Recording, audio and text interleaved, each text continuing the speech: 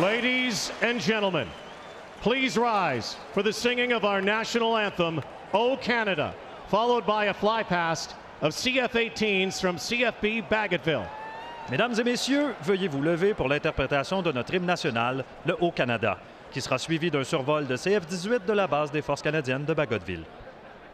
And singing the anthem tonight, multiple platinum-selling recording artists, the Tenors.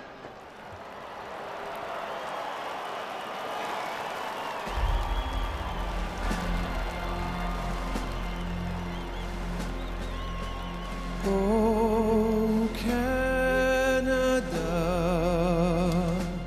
our home and native land, true patriot love in all thy sons command. À ton bras c'est porter l'épée, ni c'est porter la croix. Ton histoire décline l'épopée des plus brillants exploits. God keep our land glorious and free. Oh Canada, we stand on guard for thee. Oh Canada, we stand on guard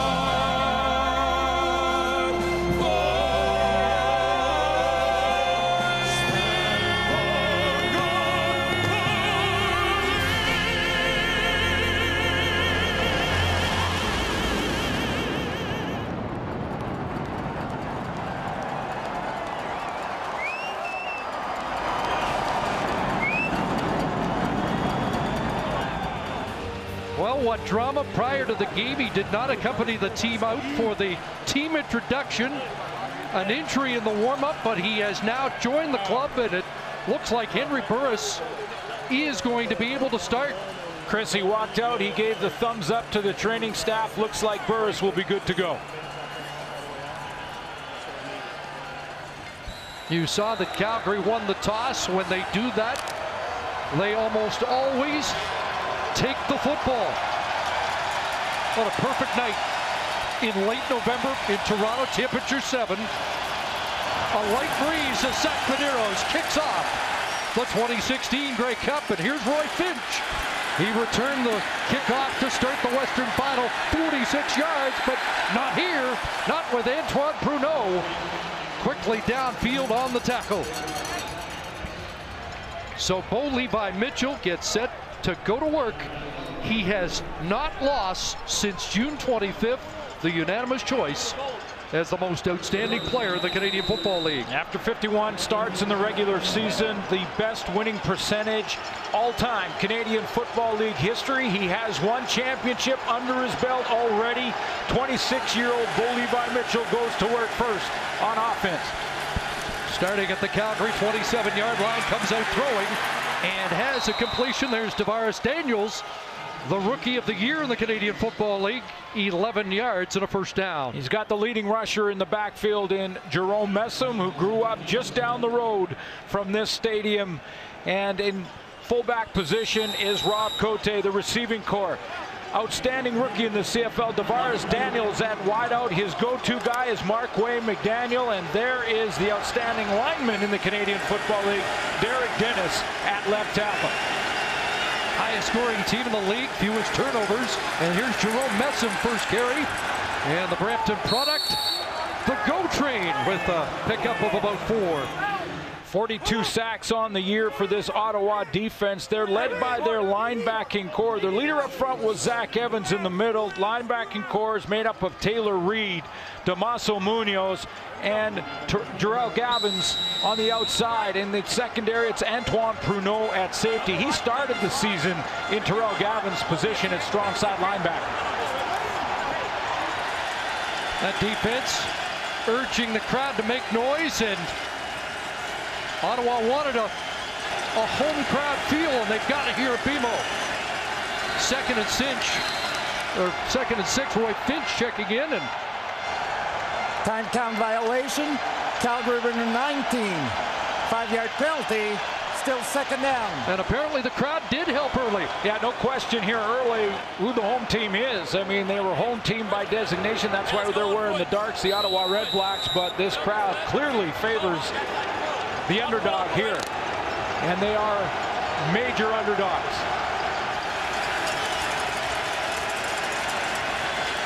So it's second and 11. Mitchell to throw, quick hitter, and it's almost intercepted. Forrest Hightower jumped the route. Pass incomplete, it'll be third down. He had a couple on the season. Was last year's Ottawa REDBLACK nominee for outstanding rookie, and he jumps this one here. That's the current rookie of the year, Davaris Daniels, on a curl route. Looks like he had a footing issue, and Hightower had the best shot at it. Of course, this is the only natural turf field in the CFL now. Rob Maver, another local product, bouncing long snap, but Maver gets away a good kick. Jamil Smith, no Tristan Jackson, but Smith's got room and gets cut down around the 45-yard line. Pierre-Luc Caron, the long snapper, got down there first. After a 24-yard return, it is Henry Burris at the controls for Ottawa when we come back. Back at BMO, where Henry Burris is in the huddle. A little more drama than we expected. Somehow tweaked the knee during the warm-up, limped off. There were reports he might not be ready. Checked in late, but ready to go from the 44-yard line, and that's a live football as it bounced out there. And Sinopoli is dropped for a big loss. Alex Singleton, the middle linebacker, stopping the play for an 8-yard loss. What a game in the East Final for running back Keenan LaFrance. Got a chance to play there, had a career game against the Edmonton Eskimos. There's a receiving corps finalist in the outstanding player categories. Ernest Jackson Ellingson, the #1 receiver in that group. John Gott, an Eastern All-Star. Ottawa no huddle. Burris has an open target. It's Greg Ellingson, and he has a first down. Soon plenty of confusion on that Calgary defensive side. They were in the midst of a change as Ottawa got up to snap the football. Yeah, they were getting some new personnel in. Devon Claybrook switching things up defensively, and Burris takes advantage as they just try and regroup and get lined up correctly. I'm just taking a look at his fundamentals because he was limping noticeably in the warm-up, Chris, and looks like he stepped into that throw nicely. Ellingson in his 4th consecutive Grey Cup game. Handoff to the Eastern Final hero, Keenan LaFrance, the Winnipeg, Manitoba product. Stopped by Singleton. Well, the sack leader in the Canadian Football League lines up at defensive end for the Calgary Stampeders. That's Charleston Hughes with 16 on the season. Alex Singleton will be in charge of trying to contain Keenan LaFrance or Trayvon Van, the 2 running backs. 2 all-star corners, Keontae Evans and Tommy Campbell. 6 for LaFrance, who had a remarkable 153. Second highest total ever by a Canadian running back in a playoff game. 2nd and 4. Short drop, and it's complete. Ellingson's got another. And he's bumped out by Joe Burnett, but Ottawa in business inside the 30-yard line. Now, Henry Burris hasn't had to move out of that pocket yet. He hasn't had to use his legs, but right now he is stepping into throws, and Ellingson has got a couple. See him just to the left of your screen on that little quick out route, and then turns and runs a couple yards after the catch. 21 for Ellingson, 2nd catch. Remember, Ottawa scored touchdowns on their opening 2 possessions last year in the big game. First down, a look inside, and Ellingson is the favorite target early. Singleton and Burnett the stop. Ellingson's had a 9-catch, 218-yard game this season. Nice inside slant route this time from Greg Ellingson. That last route to the outside. This time Henry Burris throws it low and inside. Reacting on that was Joe Burnett. So 2nd and 2. Back to LaFrance. Big hole. First down. Crashing down to the 15. Glenn Love, the tackle for Calgary. What a game in the snow in the Eastern Final for University of Manitoba grad Keenan LaFrance. 25 carries, 157 yards with that big fat 6.3-yard average. When you see that his longest run was only 28, you know it was a long day. He was pounding that rock against the Edmonton defense. 7th play of the drive upcoming. First down, fake to LaFrance, open receiver, Ellingson again. Forward progress looks close to that first down before he's driven back. Got a bunch formation out to the right side of the formation for Henry Burris.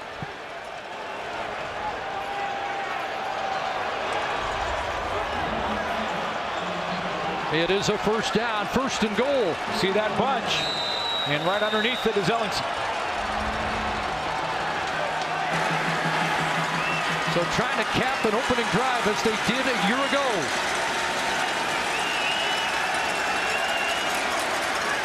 Wide motion. Fake to LaFrance. Back of the end zone. Incomplete. Sinopoli couldn't pull it down. Great play calling right out of the gate by Jamie Elizondo, the offensive coordinator for the Ottawa REDBLACKS. Now, I'm sure just before the game kicked off that he was looking at 2 different play cards. He told me during the week that he has a different play sheet for Henry Burris and for Trevor Harris. And there was some question as to who would start this game when Burris was lame in warm-up. Burris got the nod and gave him the thumbs up. Empty it out, 6 receivers, 2nd down, and the pass incomplete. Ellingson looks for a flag. That's Jamar Wall in coverage. It's like Ellingson's trying to get Rick Campbell's attention and have him possibly challenge this play to challenge pass interference. Take a look as he runs that in route on Jamar Wall. Had the hand on Ellingson's right arm. I think Ellingson's complaining that he couldn't reach with that right hand to reach for the football. And the challenge flag did come out late here from Rick Campbell. Interesting.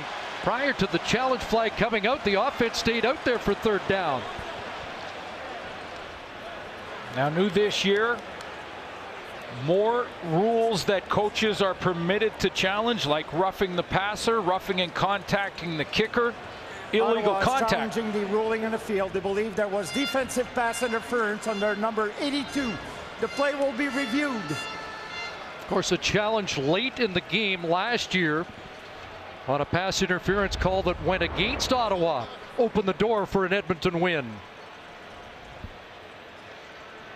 Take a look at Jamar Wall with the right hand on the right arm of Greg Ellingson.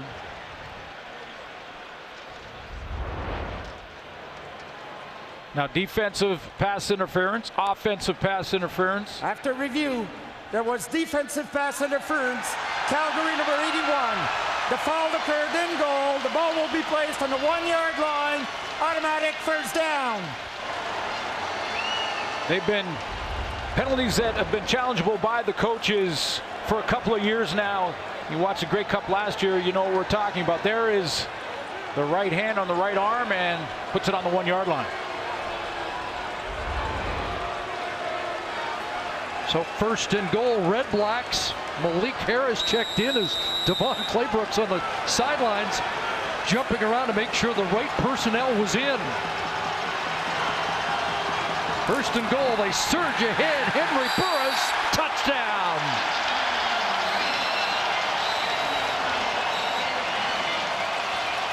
Now, just like last year, Chris, Ottawa REDBLACKS score first.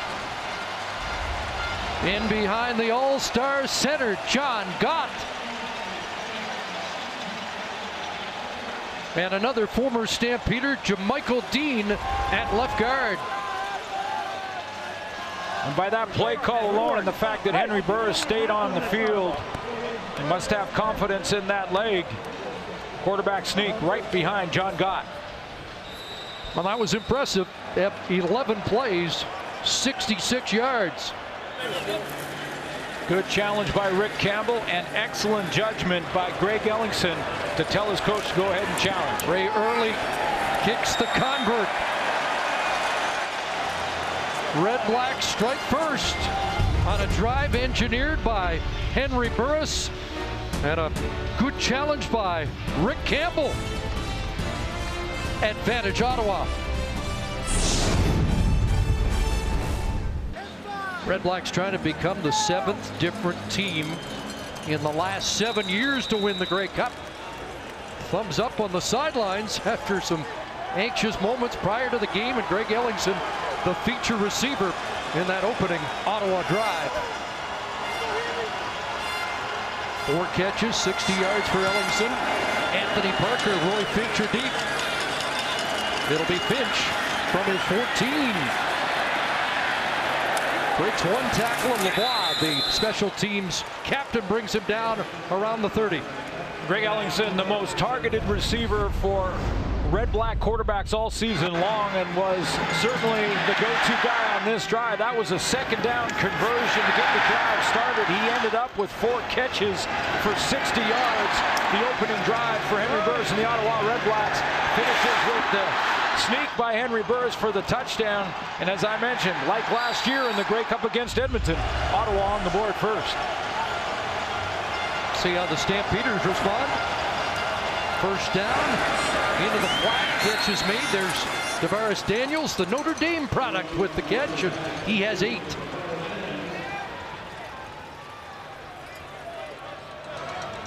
You mentioned unanimous choice on Thursday as the most outstanding player in the Canadian Football League. Add that to his resume and trophy case.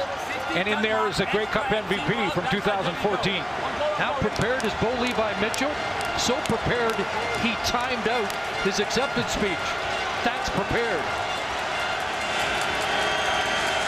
2nd and 2. Stands in, throws, and McDaniel loose. McDaniel down around the 25, and will get hauled down at the 20. He was the big man last week in the West Final with 131 yards and a touchdown. Mitchell gets the ball out of the pocket just in time. Gets hit right as he's delivering this one. A double move by Marquayne McDaniel. Tremendous anticipation from Bo Levi Mitchell. A 51-yard gain for the Calgary Stampeders. 7 catches 2 years ago in the Cup for McDaniel. 10th in the league in receiving and number 3 in second down conversion catches. Big 51-yard play. First down Calgary. Mitchell got an open man and Messam out of the backfield, gets up and finally tackled around the 7. Dave Dickinson calling the plays here. They take tailback Jerome Messam out of the backfield. Former Calgary Stampeder Taylor Reed now has to cover him. It's a man coverage from Ottawa, meaning middle linebacker has to take tailback. Now Jerome Messam has done a great job all year catching the football. 54 catches, just shy of 500 yards. And they'll go back to that matchup if Ottawa plays the middle linebacker Reed on Messam. Reed has to go to the sidelines. Tomaso Munoz will likely move across from the weak side linebacker spot into the middle. And Sir Darius Bryant will check in on defense. Well, we wondered how they'd respond. Well, Bryant a lot smaller, replacing Taylor Reed in the middle and especially inside the 10-yard line. Looks like it may be Messam time. Pounded in there, a smaller linebacking core on the field for Ottawa right now. Third best team in the red zone this year. They empty it. Mitchell throws, Messam out of the backfield. Touchdown! First Grey Cup. And in his hometown, Jerome Messam has a touchdown to get Calgary close. Yep, did it many times in high school down in Brampton at Notre Dame Catholic. And he did it again here for the Calgary Stampeders just down the road. I thought they're going to pound it to him and run the football and try and test the smaller linebacking core in the game right now for Ottawa. They get him out of the backfield and hit him on that flat route. Really improved as a receiver, 54 catches this year, 1 touchdown grab and 1 in the Grey Cup. Mitchell goes 4 for 4 on the drive. Paredes the convert, and just like that, Dave Dickinson's crew gets even. Mitchell to Messam a couple of times on the touchdown drive for Calgary.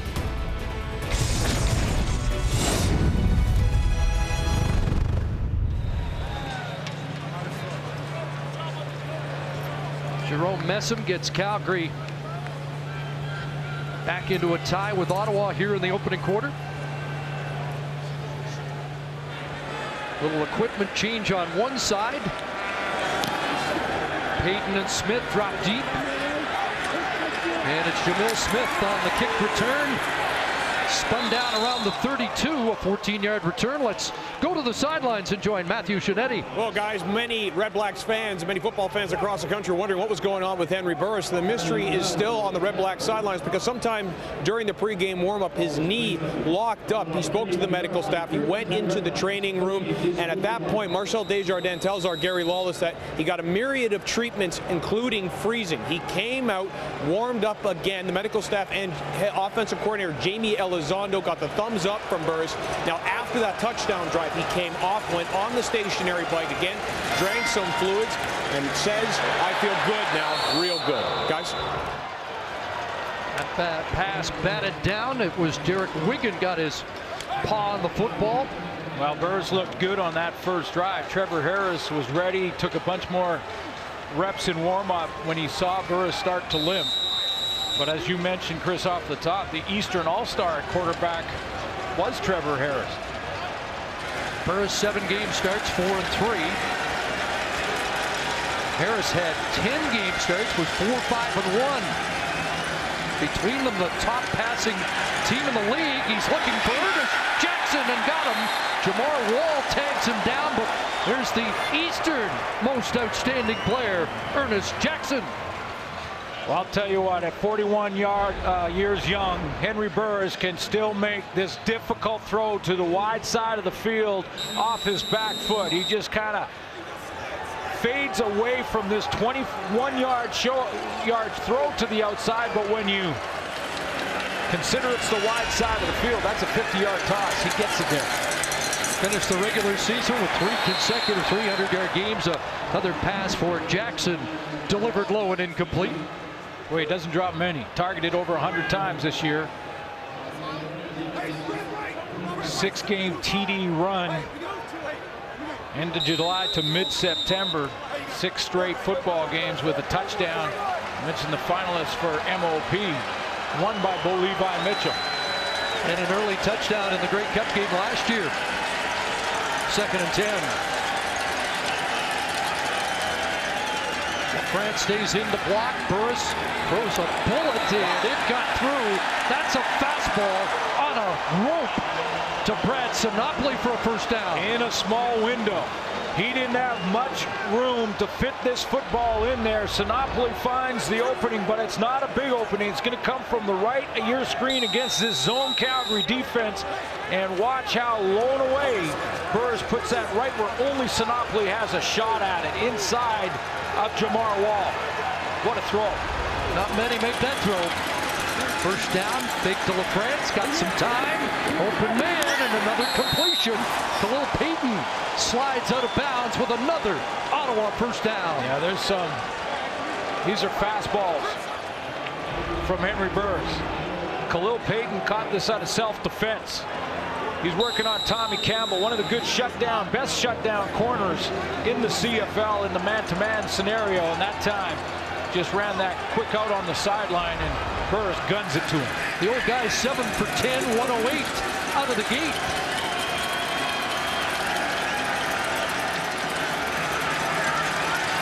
First down just outside the 30, back to LaFrance, and he gets stuffed. Micah Johnson, what a force he is inside for Calgary. Henry Burris wants to call one on the line of scrimmage, play a little tempo, and make it difficult for Devon Claybrooks to substitute and get some smaller defenders on the field on a passing down.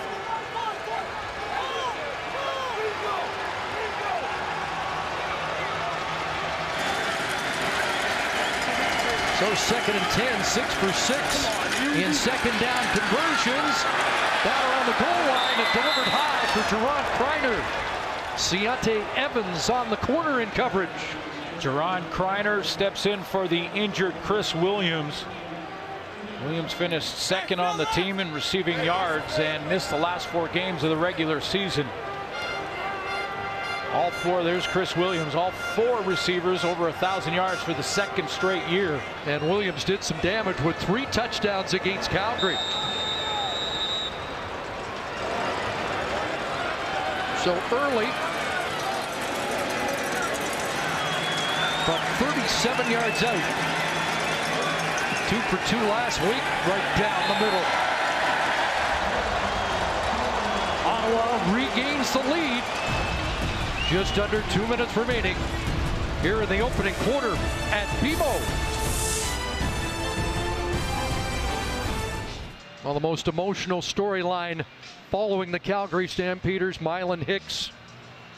His locker before the game, his mother here. It was an emotional scene as she was greeted by most of the Stampeders on their way out for the warm-up. And now let's join Sarah Orlesky.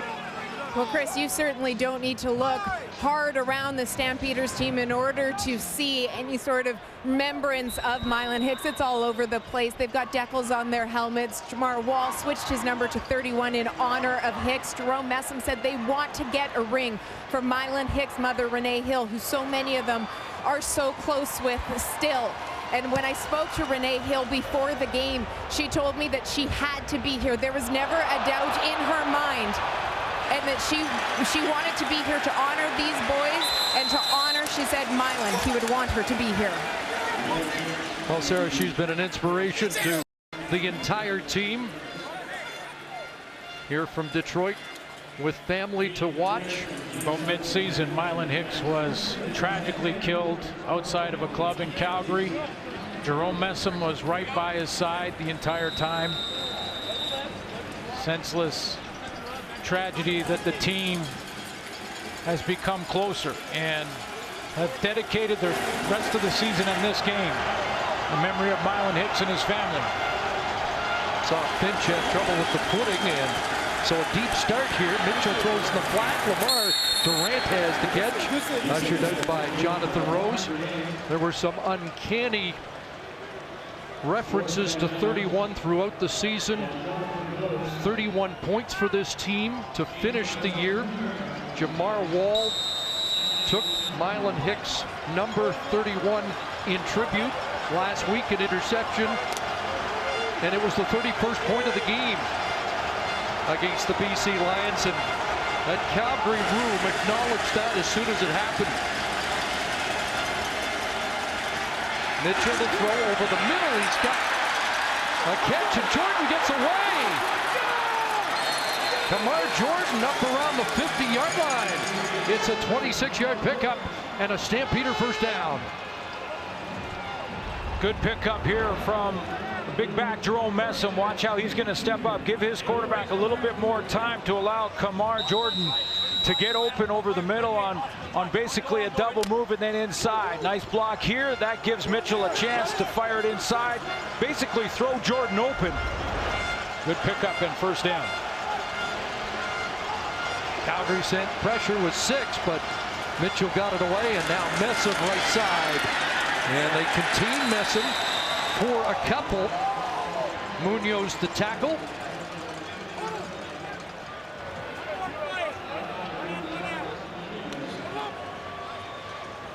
And Taylor Reed, Chris, back in at middle linebacker for the Red Blacks. He had to sit out for a couple plays just prior to that first touchdown for Calgary. Sarah Oleski reporting that Barclay McDaniel has gone to the Calgary dressing room. A suspected shoulder issue. 2nd and 8, what should be the final play of this first quarter. Pressure on Mitchell. He ducks away, throws against the green, and another catch for Jordan, and a first down for Calgary. 14-yard pickup. Taylor Reed, the former Stampeder, with the tackle. Terrific opening quarter. A first possession drive for Ottawa, answered by the Stamps, and it's the Red Blacks by 3 after 1.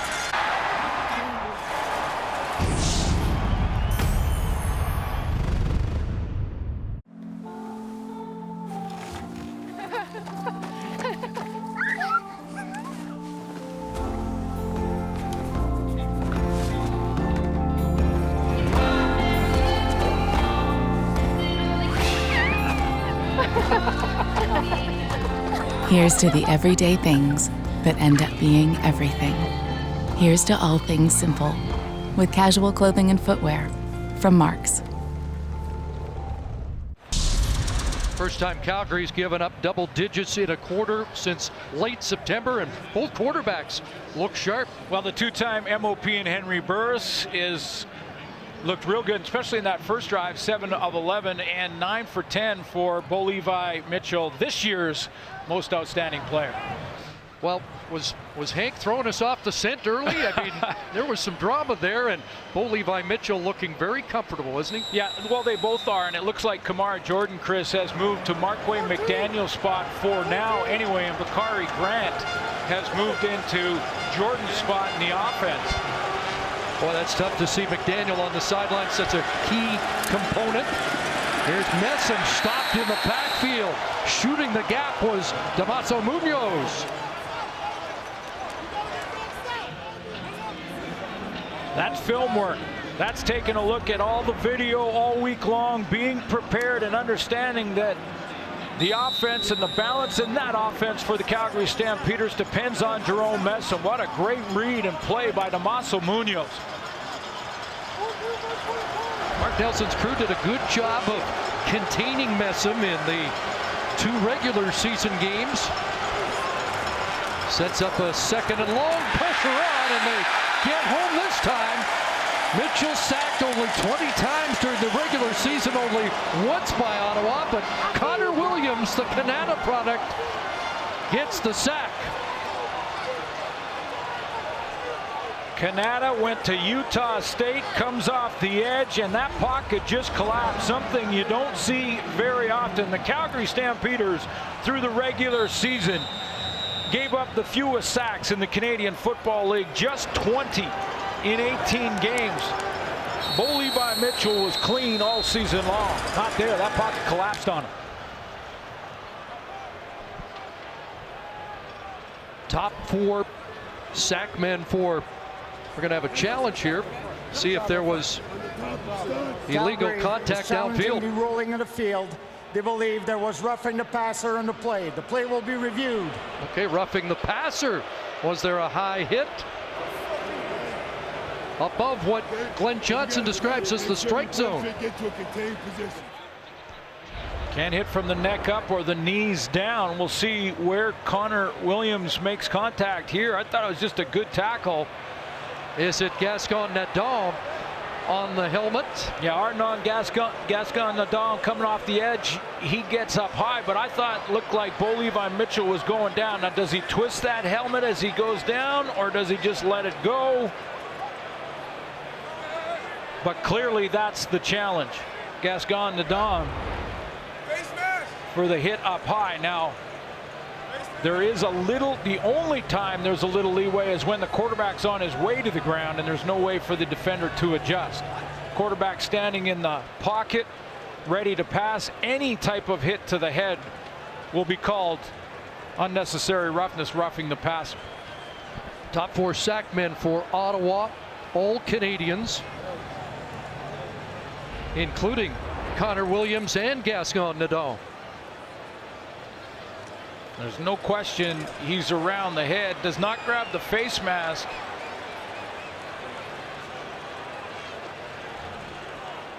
Kind of slid off the shoulder onto the helmet. It'll be interesting to see how they interpret that. And that same tackle, if Bo is standing up in the pocket, there's no question that's roughing the passer. The fact that he was on his way down after contact from Connor Williams adds some gray area to this decision, which is another reason and one of the reasons that it's taking this long. And both sides of the equation on the tablet taking a look.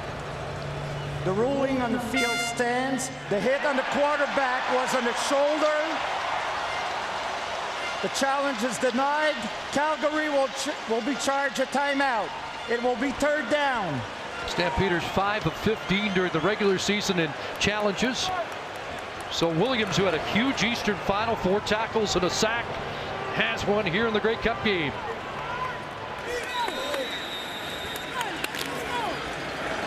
Jamil Smith, and again, an interesting story this week. Tristan Jackson ruled yesterday unfit to go because of a hamstring issue after being one of the heroes in the Eastern Final. Smith lets that one bounce down, but it bounces back. And now he'll pick it up and get a no-yards penalty. He was willing to concede a single point. A couple of flags come down at the end of that play. Willing to concede a single point, which is the right decision when you're standing on your 10-yard line or closer to the goal line and the ball is punted over your head. Let it go. That's what Smith does. But some backspin there. Backspin on the punt from Rob Maver forces Smith to recover that one. Sure what the debate is, because it just looked like a clear no yards call. So a couple of penalties to sort out. 4th Grey Cup as the head referee for Andre Proulx. No yards. Calgary number 94. This is a 5-yard penalty. Objectionable conduct. Calgary number 30. 10-yard penalty. Will go up 15 yards. 1st down Ottawa. That's Rene Paredes, who gets the objectionable conduct. Beltre, the no yards penalty. Well, let's take a look, and Rene Paredes is on the bench on the sideline, and you can see him down here in the middle of your screen, and from the sideline he gives, was it Bolduc, a shove? Well, that helps the field position. And a handoff inside. And that's Trayvon Van into the game for the first time. Well, we're at a new Grey Cup location here in Toronto, the first ever game at BMO Field. It all began, the first Grey Cup game was played at Rosedale Field. And then for a long time, 30 Grey Cups played at Varsity Stadium. The next 12 at Exhibition Stadium. The final 3 won by Coach Hugh Campbell and the Eskimos.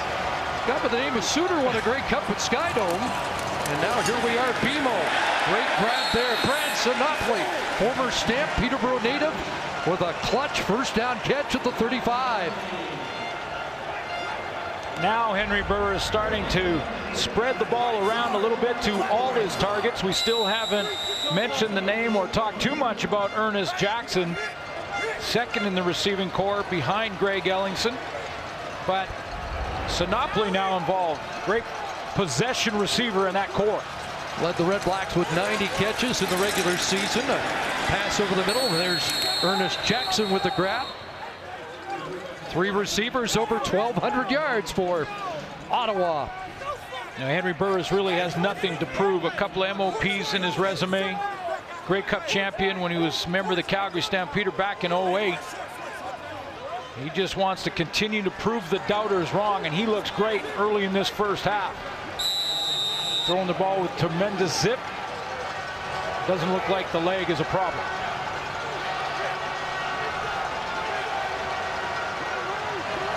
gain was 7, 2nd and 3, and there is Trayvon Van. Moses Madu hurt last week, and Van pushing ahead close to what looks like a first down.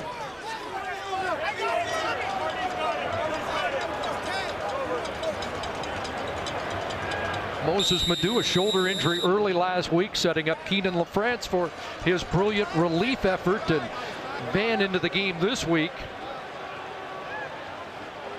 It's close enough. They're going to have to bring in the sticks.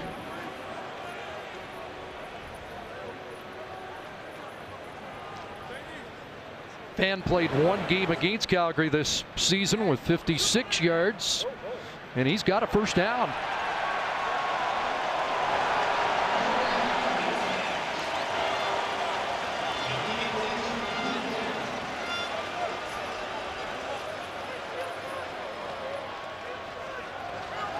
So Rick Campbell's offense has been moving in this first half.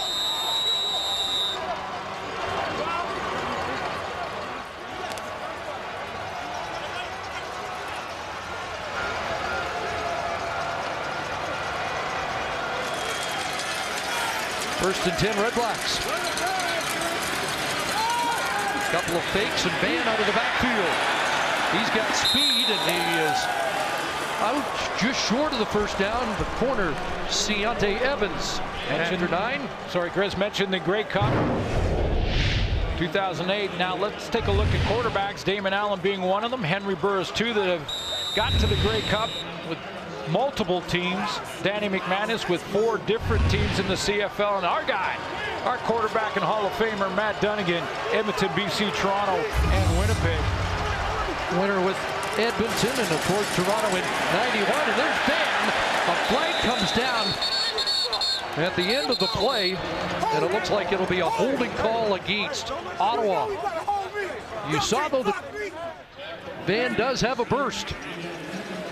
Yeah, he does. Nice changeup too when you're looking at the difference between he and Keenan LaFrance.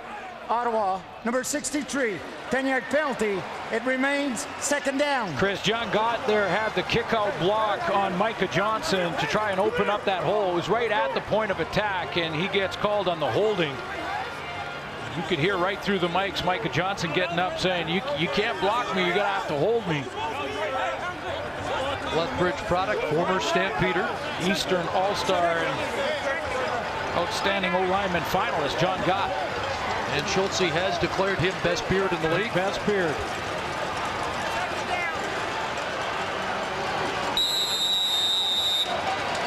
He's got a full day at the office, though, against Micah Johnson, doesn't he? Well, and the rotation. Junior Turner. They'll move Charleston Hughes in the middle, and don't forget Jaguar Davis in that front group as well. Second and 11. Here comes Charleston Hughes. Burris in trouble, and he is dropped. Jaguar Davis gets home. Davis gets home, but Hughes causes the problems.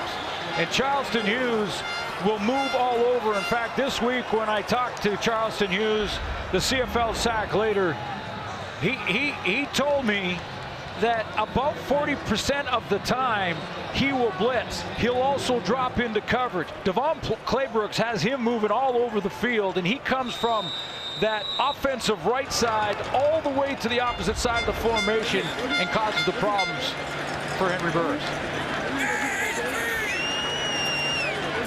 So it's early to punt. Tanner Dahl, the long snapper. Roy Finch, the return man at the Calgary 34.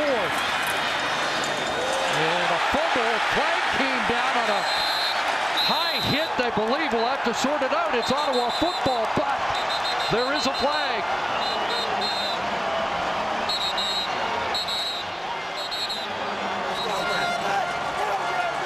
Sir Darius Bryant came up with the football. The ruling on the field is fumble turnover, Ottawa football. But how was the turnover caused? And if it was an illegal hit that causes the turnover, looks like the indication is the penalty was against Calgary. It's Ottawa football. I don't see a high hit. I don't see an illegal hit. It's a good tackle. Looked like Jake Hardy got in there on that cover team. But take a look at the ball, clearly out before Finch is down by contact. That's Ottawa ball.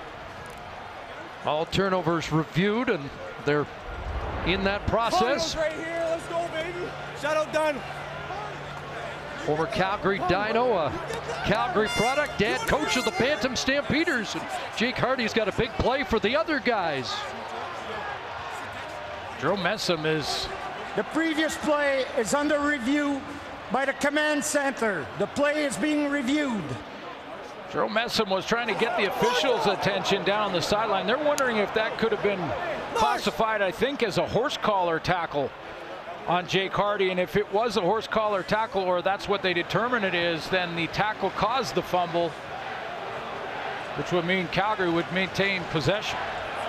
Well, flag was thrown. There's no clarification of what that flag was all about. It looked like it was around the shoulder pads, but the arm from sort of a tackle from the side on Jake Hardy.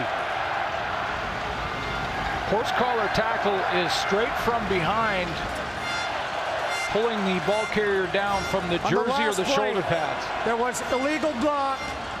Number 88, Calgary. That penalty is declined. Ottawa recovered the football. First down, Ottawa. Yeah, that's correct ruling. I didn't see any illegal tackle. Oh, a takeaway by the special teams of the Red Blacks as Finch louses the handle, and Ottawa comes up with it. Back at BMO, let's join Sarah Orlesky with Governor General, His Excellency Right Honorable David Johnston. Thank you, Chris. Your Excellency, you and I were speaking off camera about your love of all sports, but football holds a special place in your heart.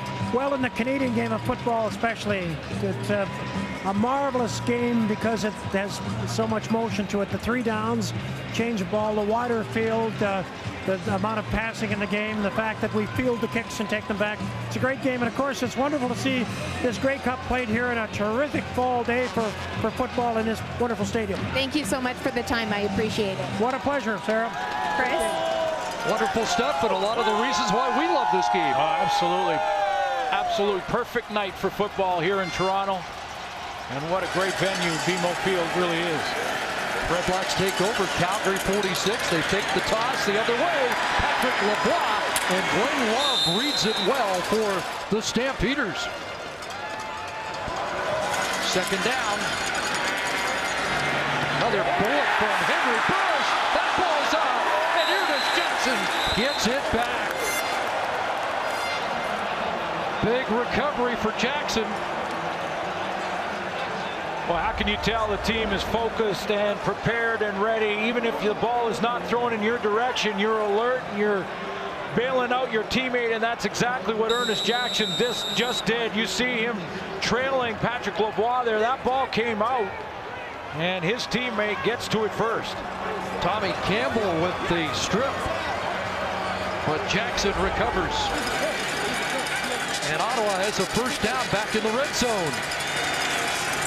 And off Trayvon Van with the burst, and a touchdown saving tackle by Junior Turner. Tremendous misdirection on the play. Jamie Elizondo, the offensive coordinator, has got him going in all different directions right now in that Ottawa backfield. You got guys crossing each other right here and then going straight to Van up the middle. And it's got that Calgary defense hesitating a little bit. Junior Turner saves a touchdown. Second and about a yard and a half. Back inside, it's a first down. Trayvon Van to the 6. Well, Moses Madu was injured in the East Final. He was the back that finished the regular season. Keenan LaFrance was the backup, had the big game as we mentioned, and Trayvon Van back on the roster for this in the Grey Cup to work in tandem with LaFrance. Last year was William Powell, who suffered an Achilles injury in training camp. Red Blacks have gone through a lot of running backs. Jeremiah Johnson, now with the Lions, was here last year as well. Here's Burris, little jump, Lavoie, touchdown! Just like last year, Patrick Lavoie has hit pay dirt in the Grey Cup.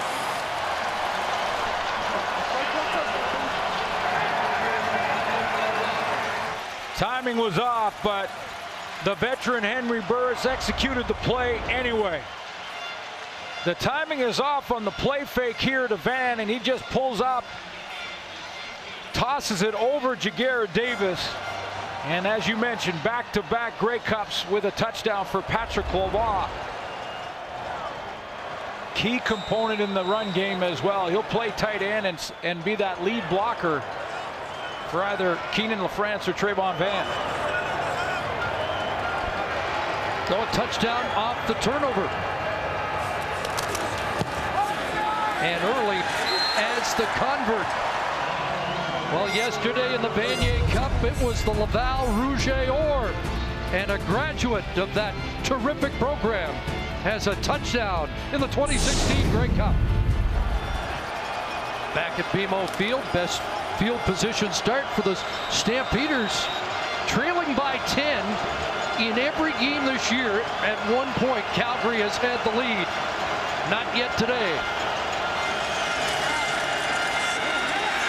Mitchell going to air it out. He's got open Jordan, but picked off. Boris Hightower comes back and fields it. And it's back-to-back takeaways for the REDBLACKS. Levi Mitchell was looking at the replay screen here to see just what happened down the field. Kamar Jordan rolling in it.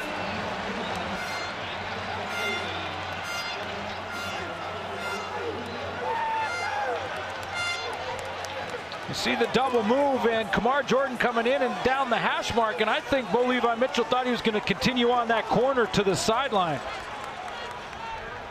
Looked right up to the screen to say what happened down there. Hightower with a pair of interceptions during the regular season, and Mitchell with only 8 interceptions thrown all season long.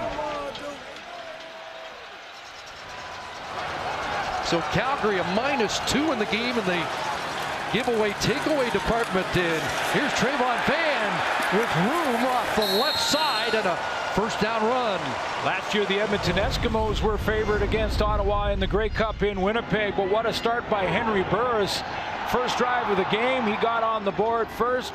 In fact, the first 13 points of the game scored by the Ottawa REDBLACKS after this fumble. The kickoff after the Watt touchdown.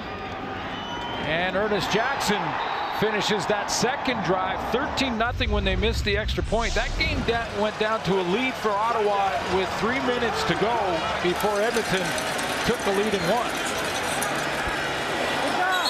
Pass incomplete for Jackson after that fake to Van. This is feeling a little bit like that.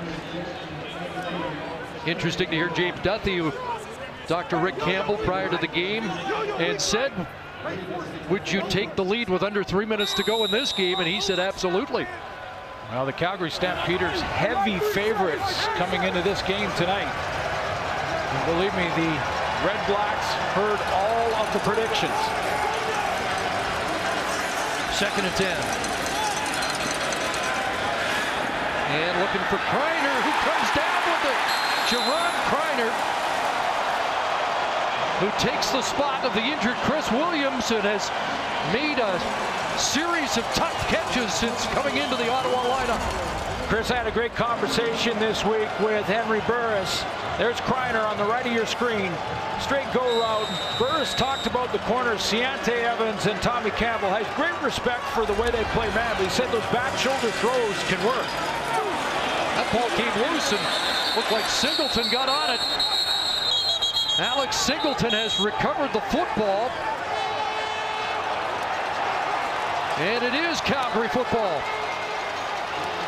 Trayvon Van, yep, fans saying he was down, and all turnovers are reviewed, so they'll be reviewing this as we speak, but let's take a look. Trayvon Van, possession there. Ball's out. No, ball's clearly out. That's a fumble. Recovered by Alex Singleton. So the Stampeders, who have given it away twice, getting it back. Beltre with contact from one side, and the rookie middle linebacker under review. Comes up with it. Rolling on the field is confirmed by replay. It was a fumble. First down, Calgary.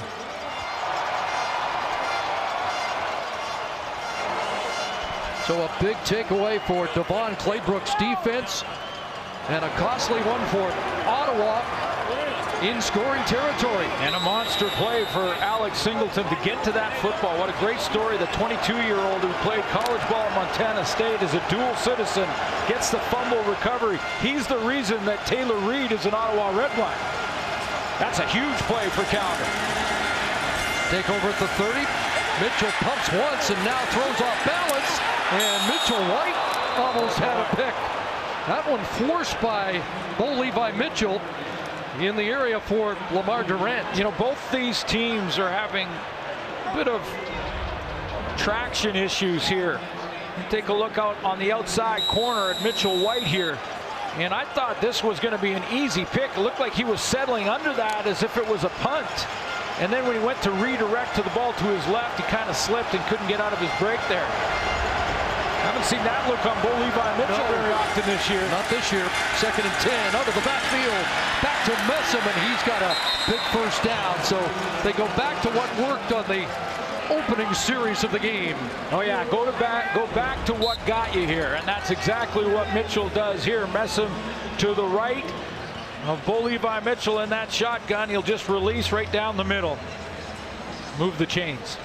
And with that play, a Calgary first down at the 3-minute warning. 17-7 Redblacks. Not critical, but it's a valuable, important drive for Calgary with under 3 to go. First down, down by 10. And that pass caught. Jonathan Rose closed quickly, but Kamar Jordan hangs on. And a big turnover. See if Bo Levi Mitchell can capitalize on it. But you're right, Chris. Heavy favorites, the Calgary Stampeders, and go ahead and tell a professional athlete that he can't win or he can't make it, and watch how he responds. That's how this Ottawa Redblack team has responded here so far. 2nd and short, and Messam close to the first down. Also coming up at halftime, our GMC Precision Playbook.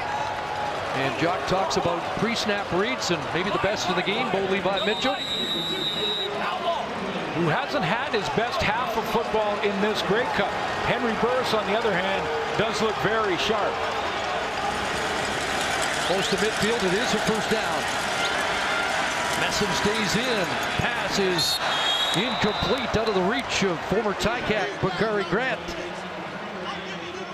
Of course, we haven't had a chance to get to it, but one change in the offensive line. Brad Erdos for the Calgary Stampeders hurt in the Western Final, as was his backup Cam Thorne. So Eucumbre Williams is playing that right guard spot.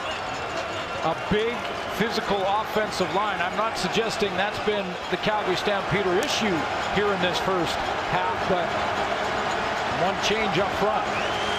Stamps 5 for 7 in second down conversions. 2nd and 10. Messam releases. Mitchell has time, loading it up, but nobody there. And this one is intercepted. It's a second interception. Jeff Richards comes down with it. They ruled Durant touched him.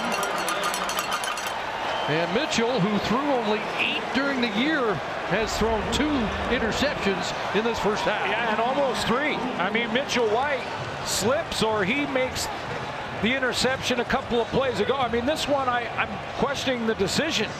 2 guys high from the Ottawa Redblacks, including Jeff Richards, and Lamar Durant, the only receiver, and he overthrows him by about 10 yards. And there's that bewildered look again that we just haven't seen all year. Jeff Richards providing a souvenir.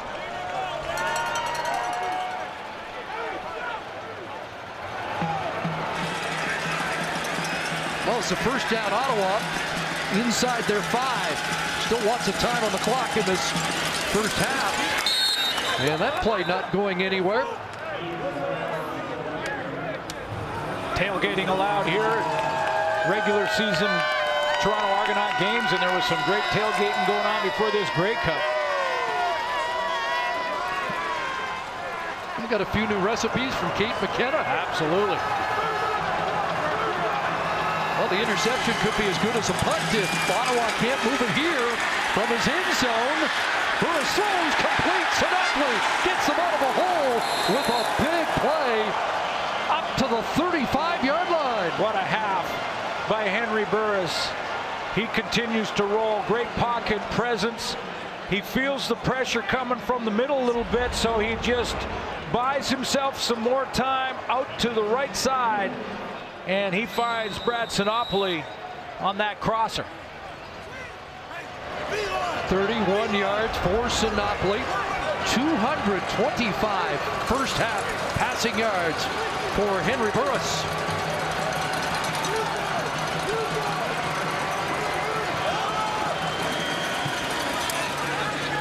Jumps as he throws, and that's complete to LaFrance, stretching out, reaching for that first down stick, and he might get it. Very close. Rick Campbell told us this week that last year when they won that Eastern Final in dramatic fashion with the Greg Ellingson catch over against the Hamilton Tiger Cats, obviously they were so excited to be in the Grey Cup that early in this football team's history. This year it was a different feeling after the Eastern Final. They wanted more. Burris with a good surge for the first down. Again, got Jamichael Dean, Nolan McMillan helping pave the way. More than just to get there. Now there's lots of football to be played, and Dave Dickinson may be the best in the business at making halftime adjustments. You can bet he's going to sit with Bo Levi Mitchell in this receiving corps. The key injury here, Chris, to me, is Marquay McDaniel. That has been their money go-to receiver all season long, and they've had to make some adjustments because of it. One of the reasons for this offense struggling.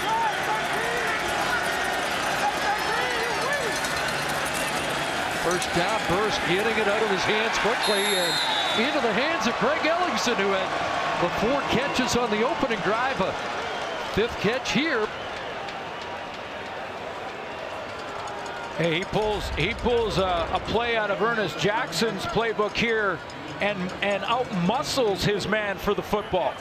Press coverage, inside cut, Tommy Campbell, and he just out-muscles him. 5th in the league in receiving during the regular season. Mentioned a couple of unsuccessful trips to the Grey Cup with Hamilton and last year, and by the nose of the football, Ellingson moves the chains. Just 1 catch last week, but it was a touchdown and a snow angel for Greg Ellingson. And Burris up to 245 first half yards passing. Not bad for a guy who showed up late. Flag comes down, looks like they were offside.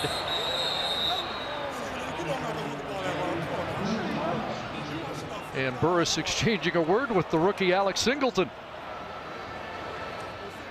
Devon Claybrooks continues to move Charleston Hughes all over the formation. Ottawa, number 13, 5-yard penalty. Still first down. The little Payton jumped the gun. Well, we talked to Henry a few days ago, and Burris said, this feels like 2008. And he was a Calgary Stampeder there going into Montreal against the high-powered Alouettes. Olympic Stadium, 65,000. Henry will find a chip to put on his shoulder, guaranteed. 1st and 15. Ellingson again on the hitch, gets a block. Oh, he got helicoptered there by Josh Bell, the safety. Seen a couple of plays now where this defense that's given up now closing in on 250 yards here from Henry Burris. He's trying to motivate the entire team. Missed a big hit.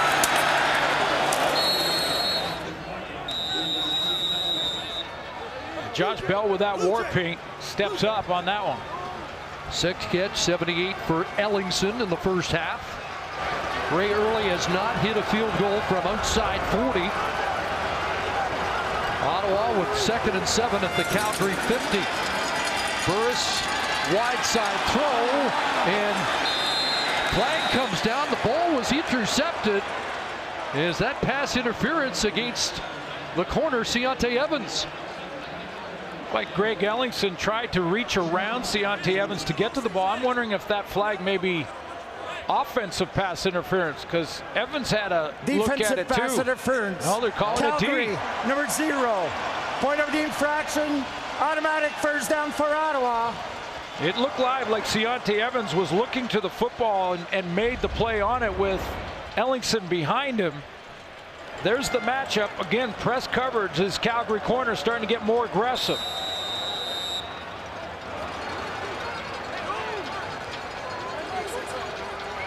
Hands on him, and the ball intercepted off the ricochet off the pads, it looked like. It was the grab of the shoulder pad and the jersey. So 1st and 10, they're in scoring range. Dumped off to LaFrance, and he's hauled down at the 31, so a pickup of a couple. Singleton on the prowl again. 464! Straight right, 464, Geico! Henry Burris and the Red Blacks not settling for a field goal and more points here. They're playing aggressively. Have to be worried. That clock, though, at the 31. They are in field goal range. How many more plays do they have? Dumped off again. LaFrance. Does he get out of bounds? No, but he has the first down. Good decision, though, Chris, by Henry Burris. He forces the ball there and turns it over. They don't get the points here. These are valuable points in the end of the first half. He dumps the ball down. That's just a decision by Henry Burris to dump it to his back. What a huge drive it started. Absolutely. At the Ottawa 4-yard line. The throw to Brad Sinopoli got him out of that hole. And a good decision at the end here to give the Red Blacks a chance for more points.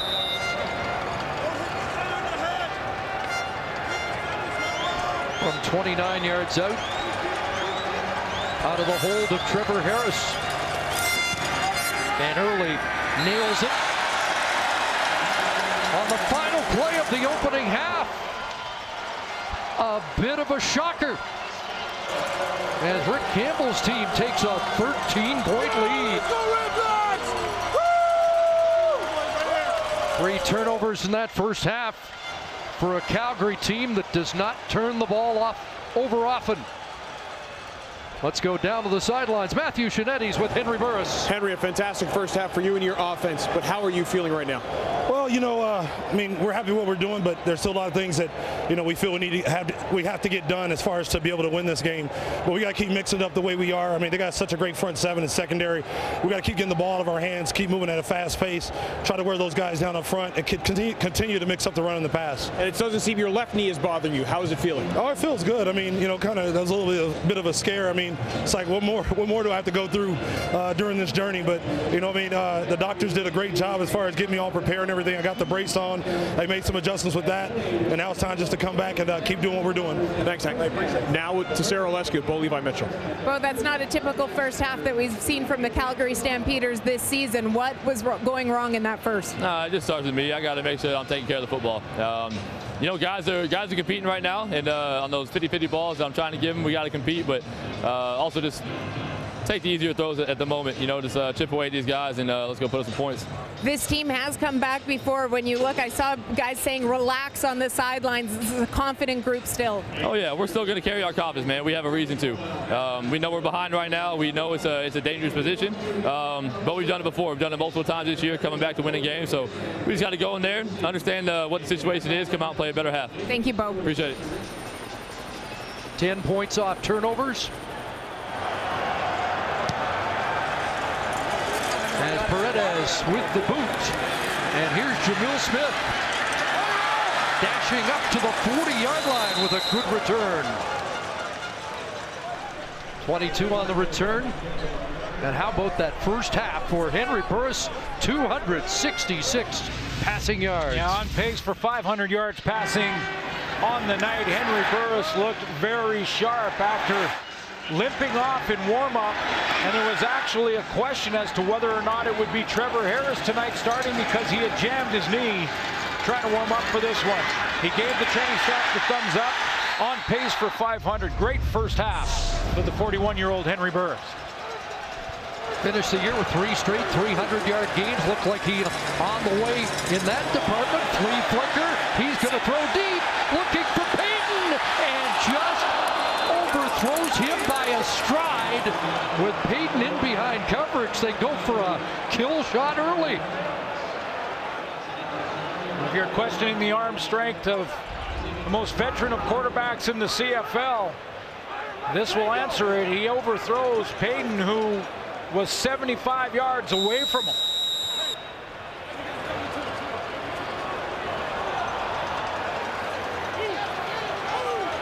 Just missed.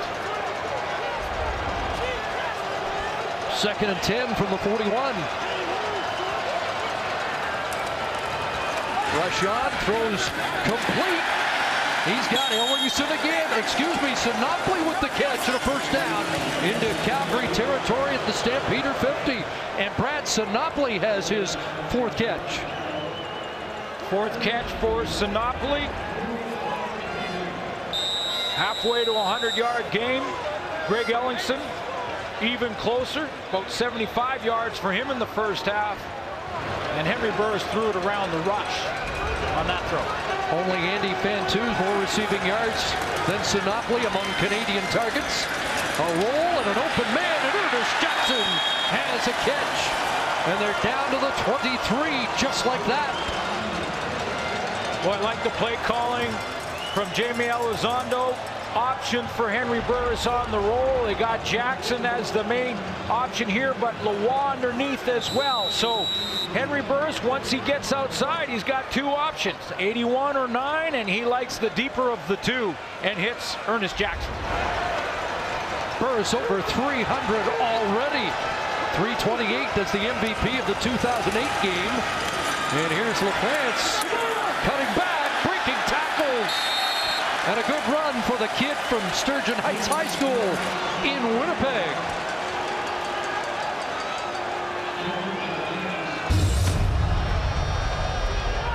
Take a look at the passing yards in the Grey Cup games for Henry Burris. 2008 champion that year, 328. That was his best. On pace to blow those numbers right out of the water. And by the way, he was the MVP of the game in 2008. Also rushed for over 70 yards.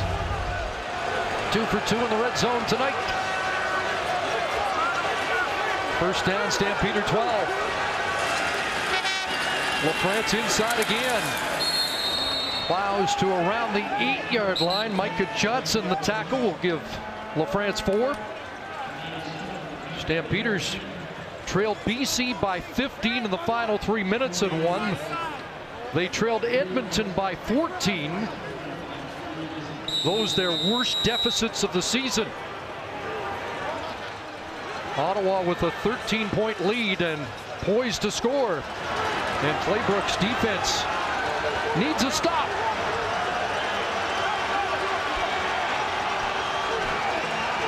Second and 7. Another quick hitter inside. Caught! Touchdown! Brad Sinopoli has the major.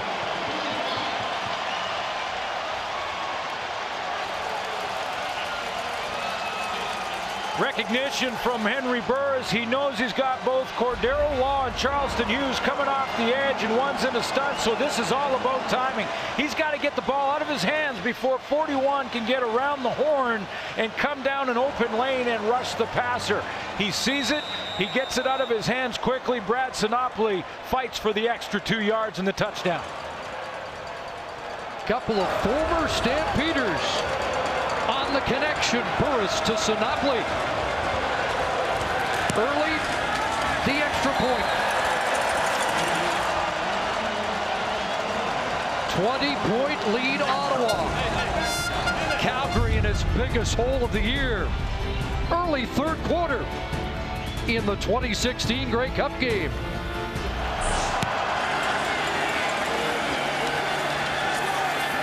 Anthony Parker this time on the return for Calgary, and he gets swarmed before he hits the 35-yard line.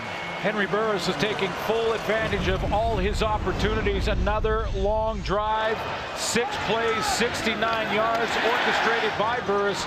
It took up 3:39 in this second half. You go back to the first half, Chris, Ottawa had the time of possession advantage by almost 10 minutes. Another 3-minute, 39-second drive for Henry Burris. Does Bo Levi Mitchell have the answer? Stamps have turned it over the last 2 possessions.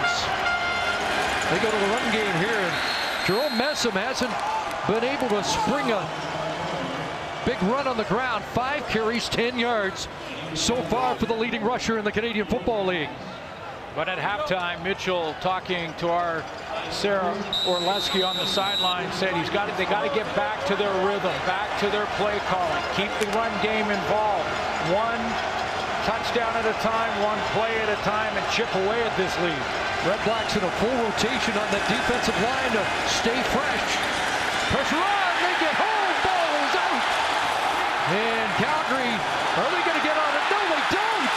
Still loose, hot potato, knocked out of bounds. Who has last touch?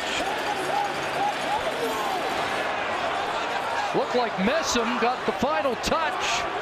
Tom Cesare, the line judge, got caught up in the traffic. Well, first of all, the line judge is part of the field, so you just have to react to it bouncing off him and get to the football. Last Ruling one on the field was pushed out of bounds by Calgary.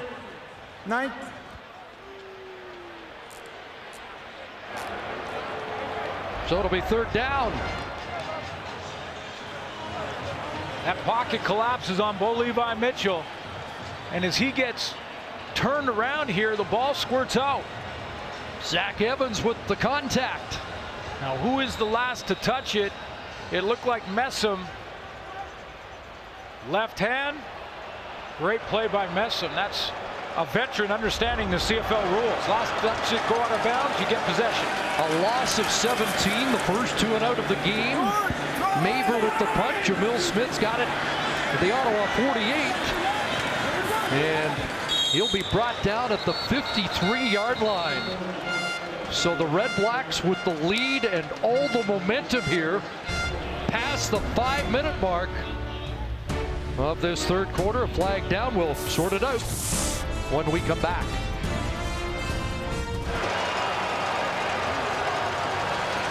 Red Black football at their own 38. It was a penalty against Landon Cohen, an illegal block that sets Ottawa back 10. That ball's out, and Joe Burnett has got it. And the Stampeders needed a break, and they come up with 1.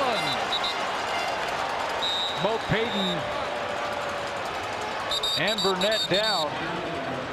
Josh Bell, the safety, creating the fumble. Josh Bell in that first half came up and made a huge hit on Greg Ellingson. This time he rotates, got everybody lined up, and then just flowing to the football. He's going to step up another one that turns Payton back the opposite direction, forces the fumble.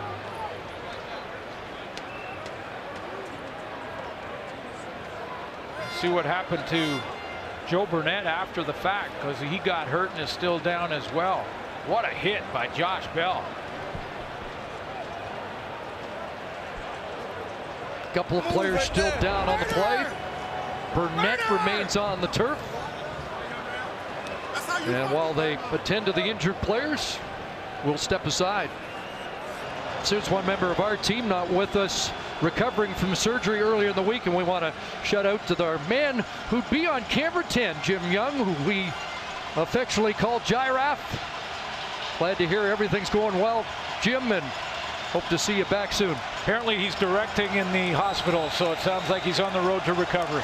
Want to thank all our technical crew for the outstanding work they do all season long. Well, a little glimmer of light for the Stampeders, and a sweep here, the jet sweep to DeForest Daniels for a 1st down run. Well, this is the window, and this is the opening. If you're going to cue the comeback of the 15-win team throughout the season, the heavy favorites coming into this Grey Cup, it's to capitalize on that turnover, come away with a major. They start with the fly sweep, get their Rookie of the Year involved in DeForest Daniel. He finds a hole to the wide side, picks up good yards on 1st down. 14 yards, and so the Stampeders go from only 10 yards rushing in the game to 24 yards. And Jarrell Gavin's injured on the play, the strong side linebacker. A guy that plays big at 5'8", 178 pounds. And what they can do, the Ottawa Redblacks, is move Antoine Pruneau down to his spot. That's the spot that Pruneau had at the beginning of the season, and then about mid-season moved to safety. Rick Campbell wanted to make the change, moved Terrell Gavins up into the box, they called, right at the line of scrimmage, and moved Pruneau back into the middle of the secondary. So as you detailed, Pruneau and Jeff Richards will occupy positions after the Gavins injury, and it's in the flat for Bakari Grant. Shakes a tackle, and a flag comes down as he's brought down after a gain of 9. Again, just to remind the viewer, Bakari Grant in the game because of the injury early in the game. His first catch to Marquay McDaniel. Calgary Stampeders leading receiver will not return tonight. Illegal block. Calgary number 89. He blocked below the waist while the pass was thrown across the line of scrimmage. This is a 10-yard penalty. We'll replay first down. That's Daniels.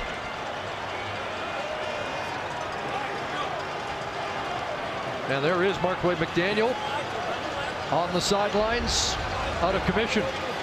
Down that last play, Tavares Daniels cut block. Well, Bo Levi Mitchell just to the left of your screen right there. He just went low on the corner. Mitchell White took that courageous Bakari Grant play off the board. So it'll be 1st and 20. And the Red Black fans who have come here in numbers making noise.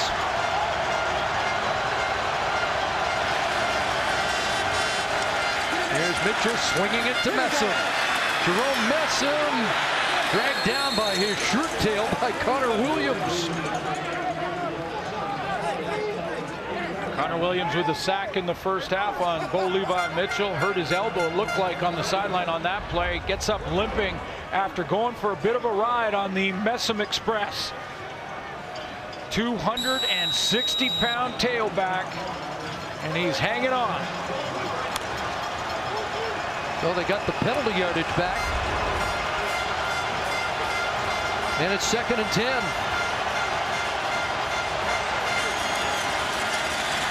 Throwing the out, nobody home. Incomplete, Mitchell. And we're seeing more of this than we've seen maybe all year. Yeah, Mitchell was throwing to a spot, Chris, and Anthony Parker ran a go route. Mitchell thought he was just going to sit on the sideline. This is the intended receiver. He takes off down the field, and Mitchell thought he'd be right about there. Anthony Parker doesn't. He stops about 10 yards too far, shaking his head. Mitchell with his hands in the air. That wasn't the call. Go 32-yard field goal attempt for Rennie Paredes. And he hits that. And it's now 27-10. Henry Burris and the Red Blacks up by 17 midway through the 3rd quarter of the 104th Grey Cup game. Two quarterbacks who have split the duties for the Red Blacks all season long. Burris in charge tonight. Let's go down to the sidelines. Matthew Shinetti. Chris, when you talk to the Red Blacks and ask them about the family atmosphere, they point directly to Trevor Harris and Henry Burris earlier in the season in week 1 when Burris went down with the finger injury and Harris came in, and all of that momentum that Harris generated, well, it was Burris who came up to him and said, "I have your back." That's because during Burris' time in the NFL, alongside quarterbacks like Chris Chandler and Brett Favre, he learned the idea that you have to understand when it's your time and when to support the guy who's just ahead of you. And then when Burris came in, he found that Harris came up to him and said, "Listen, now Henry, I have your back." That continued even before today's game. It's the reason why when you speak to every single Red Black personnel, they say, these two guys are Red Blacks. And head coach Rick Campbell said, "I only had a choice between good and good." Guys. Last full start for Trevor Harris before they went back to Henry Burris. He only threw for 485 yards against BC, which was a season high in the Canadian Football League. 2nd and 10. He'll swing it to LaFrance. Got to make a man miss. Makes the first man miss, but still dropped by Jamar Wall, short of the first down at the 40. And so Calgary gets a 2-and-out on defense. 3 points off the turnover, gets a little bit of momentum back for the heavy favorites, and then a stop, 2-and-out on defense. Devon Claybrooks dials up a blitz, and mission accomplished on that drive. For a man short, now LaFrance comes onto the field, and he's one of the protectors. Or early off the side of his foot. Finch across the 40, and angled out at the Calgary bench around the 46. Let's go to the Calgary sideline. Sarah Orleski. Well, Chris, it's been bothering Jerome Messam that they have not been able to get the ground game going. You can see it on his face. 7 seasons in the league, 5 different teams, 2 most outstanding Canadian awards, and yet this is his first time at the Grey Cup, and it's in his hometown. He said he is looking for that Hollywood finish to this season. He is trying to prove the naysayers wrong, that the reputation that has followed him throughout his career is not deserved. He really appreciates the opportunity that Dave Dickinson has given him. He knows he has big shoes to fill with the retirement of John Cornish this season, and he wants to get it done here tonight. There's Messam, the ball carrier, Sarah, up to the 49-yard line. Suits, how many times this year have we talked to opposing teams and their priority? We got to stop Messam, make the Stampeders one-dimensional. Well, and it's been a priority for Dave Dickinson. It was before Dickinson when John Hufnagel was on the sideline. 6 of the last 9 years, the Calgary Stampeders have had the leading rusher in the CFL with John Cornish for some time. This year, Messam. They've had to go away with it because they're behind and have been all game. 2nd and 7, fake to Messam, throwing downfield, and have Bakari Grant for a first down at the 39 of Ottawa. There's the accuracy we've been used to seeing from Bo Levi Mitchell. Looked like he threw that fading away a little bit, but still was bang on, almost throwing to that spot for Bakari Grant. Comes from the left of your screen, runs that corner. He's running one-on-one on that outcut on Terrell Gavins, a 22-yard gain. And Gavin's back in the defense for Ottawa. 1st and 10. Pressure on. The ball is caught by Grant. This time a sure tackle by Antoine Pruneau. Sent Terrell Gavins off the edge, Chris, and Pruneau comes from the safety to cover Bakari Grant. He thought about it. Pruneau almost jumped that, wanted to undercut that throw, and elected to go for the tackle, the sure tackle, and put Calgary in 2nd and medium. Dave Dickinson eyed the clock. 2nd and 5. They're in field goal range, but thinking about more than that. 2nd and 5. Pressure over the middle. And that pass caught was Durant touch. He gets up. Lamar Durant is into the end zone. Touchdown.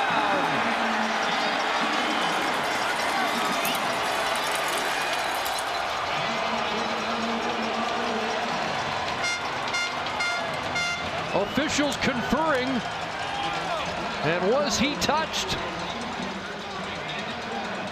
Lamar Durant didn't Ruling even on the field is a touchdown. The play is being reviewed by the command center. Didn't even hesitate.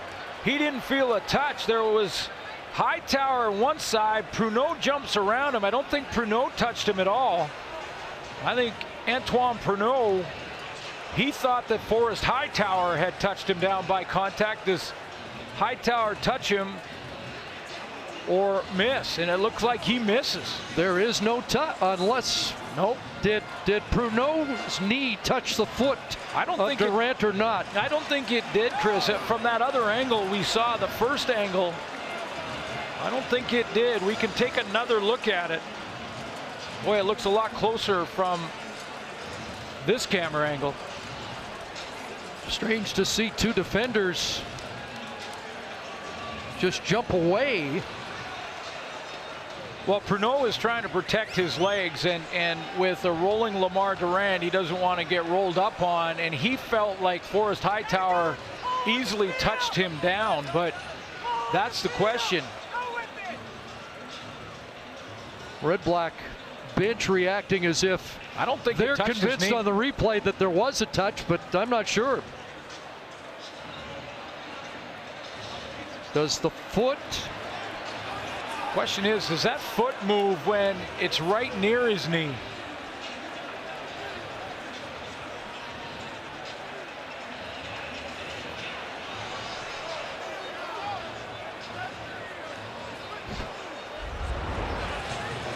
Bench gesturing as if Ottawa sees a touch, but it's up to the command center as they continue to look at the replays. Let's take a look from this shot again here. Watch again the right knee of Pruneau. Is there space in between that toe as it goes by?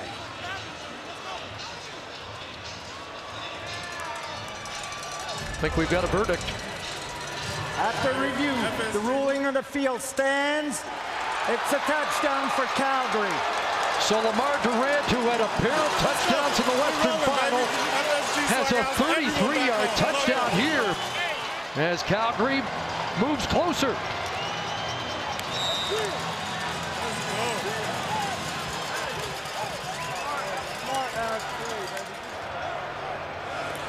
Kid from Centennial High School, Port Coquitlam, with a major score. The convert is good, and it's a 10-point lead for the Red Blacks as Calgary scores on back-to-back possessions with a field goal and touchdown. Layered routes here. Bakari Grant on this touchdown by Lamar Durant is the decoy. He's the under, and then Durant on the slant. Antoine Pruneau is the safety here, and he won't make this mistake again. He'll make sure of it and make sure that Lamar Durant or whomever has the football is touchdown, but I'm sure he assumed Hightower had touched him and just didn't want to get rolled on. One touchdown in the regular season, 3 in the postseason, and that improves the view for John Hufnagel, the architect, president and general manager. Returned to the league in 2008 from the National Football League. Led the Calgary Stampeders with Henry Burris to this Grey Cup that year. And my favorite coaching speech. Yeah, absolutely. Before the 2008 Grey Cup in Montreal. We got them right where we want them. In Montreal, hostile crowd. There was your MVP of that game. 10 unanswered points by Calgary here. What does Burris have?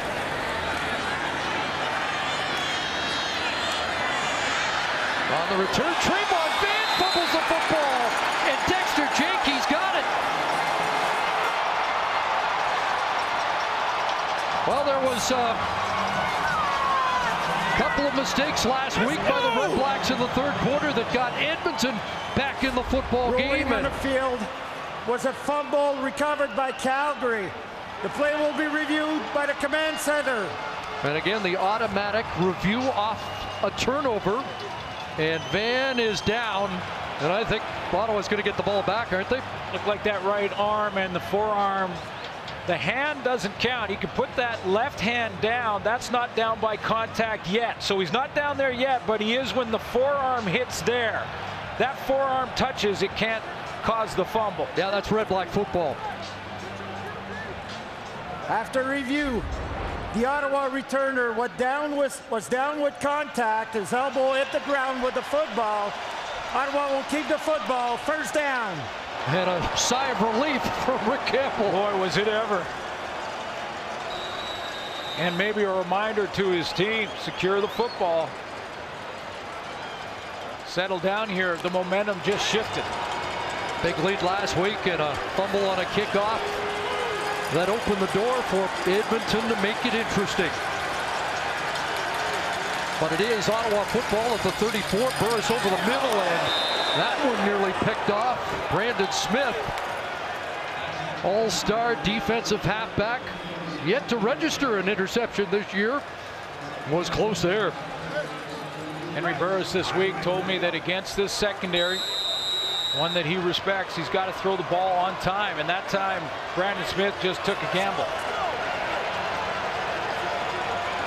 Almost got there. 2 and out in the last series, trying to avoid the same fate here. 2nd and 10. Pressure coming, and Burris got it away, and a Quick close there by the middle linebacker, Singleton. And it is back-to-back 2 and outs. Devon Claybrooks dials up a disguise here. He shows Henry Burris like he's going to blitz and send the house. All the linebackers, they end up dropping out of there. He wants to show, look at this, Charleston Hughes off the edge, and then those guys are going to end up turning around and dropping out of there, including Alex Singleton. Just 4-man pressure. But a challenge here from the Red Black bench.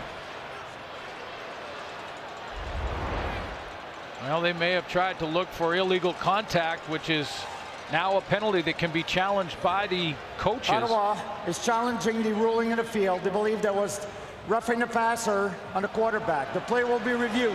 After review, the ruling on the field stands. It will be 3rd down. This was Ottawa's last challenge, and they're charged a timeout. 3rd down. That change made halfway through the season, that if you lose a timeout, you lose your challenge, you lose a timeout. Yeah, I thought that was real marginal, just to graze his head like that from Charleston Hughes. No penalty. So the punt team on. Finch awaits. 2.5 to go, 3rd quarter.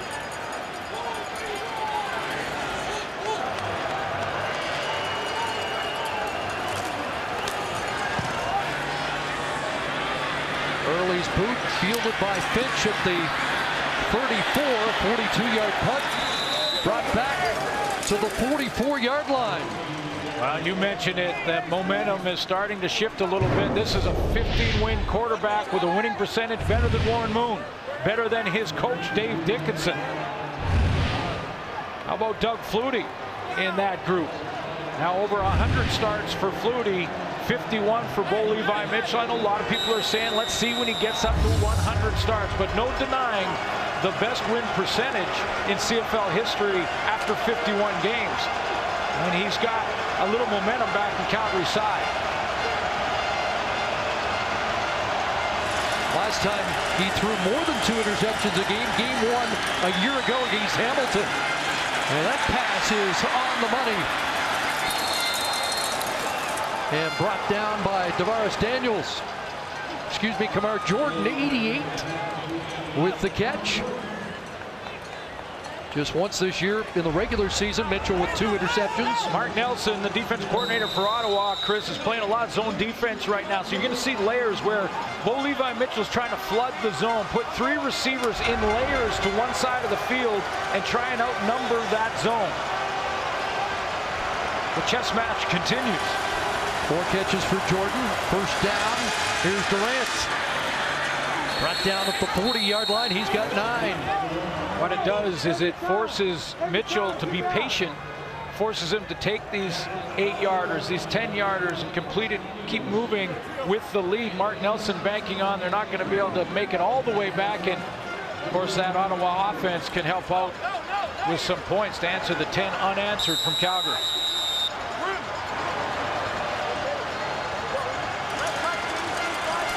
Second and short yardage here. 7 for 12 in 2nd down conversions. See if they look for more than a yard. Well, they hand it to Messam. He's got room. One side. And Jerome Messam rips off his biggest gain on the ground here in the Grey Cup.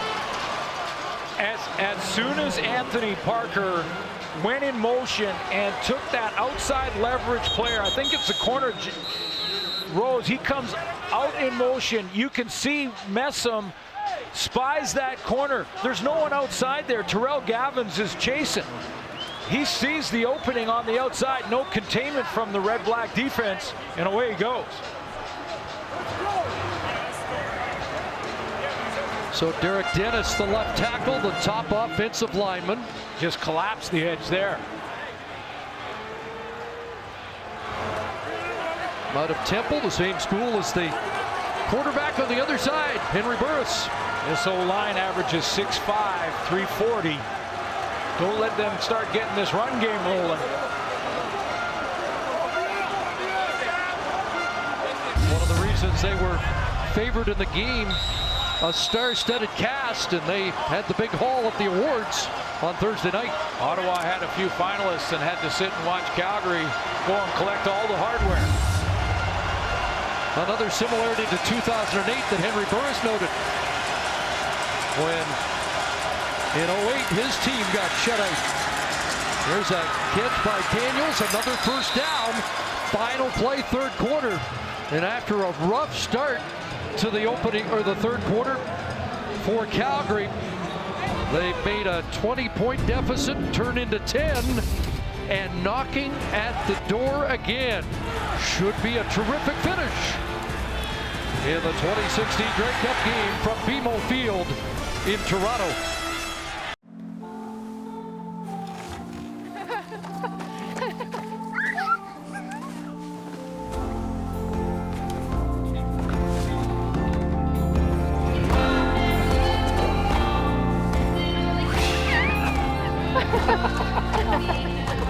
Here's to the everyday things that end up being everything. Here's to all things simple, with casual clothing and footwear from Marks. 20-point lead down to 10, and Calgary threatening to score again. 133 yards of offense for the Stampeders in the third quarter. Ottawa REDBLACKS in the first half had the edge in time of possession by almost 10 minutes. That has now changed. The Calgary Stampeders had the edge in that third quarter by a couple minutes in time of possession, and the last three series for Ottawa, a pair of 2-and-outs and a turnover. We're getting our money's worth. And we've got to finish going into the fourth quarter. And Bo Levi Mitchell starting to get on a bit of a roll.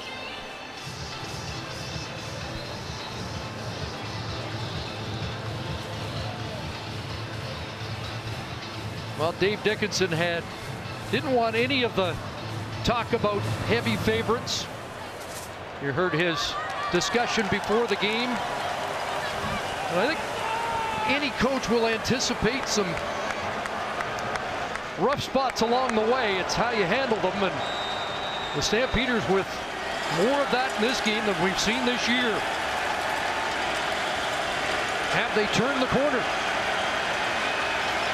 First and 10 to start the fourth. Ball on the 12. Mitchell quarterback draw, and he can't slice through. Boy, it looked like he was trying to get a matchup with Roy Finch, who in the Western Final played a little bit of tailback for Jerome Messam.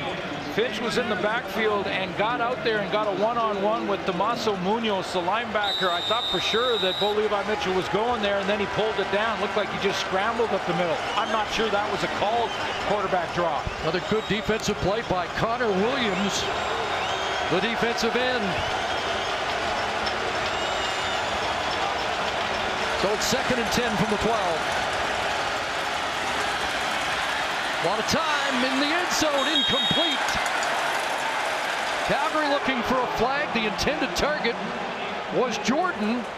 Well, Kamar Jordan's got to be careful that he doesn't get a taunting call, because you can't motion to a penalty flag. If you're a receiver, you'll get called on a penalty. Let's see if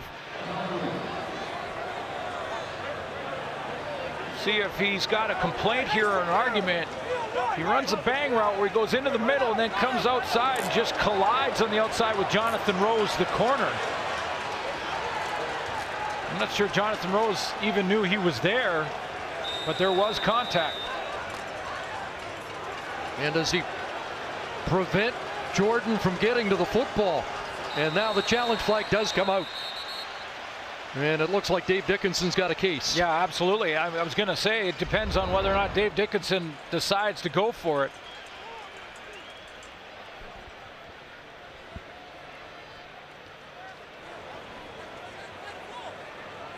Calgary is challenging the ruling on the field. They believe there was defensive pass interference on their number 88. The play will be reviewed. Remember the first series of the game, Rick Campbell challenged pass interference down at the goal line, won that challenge. And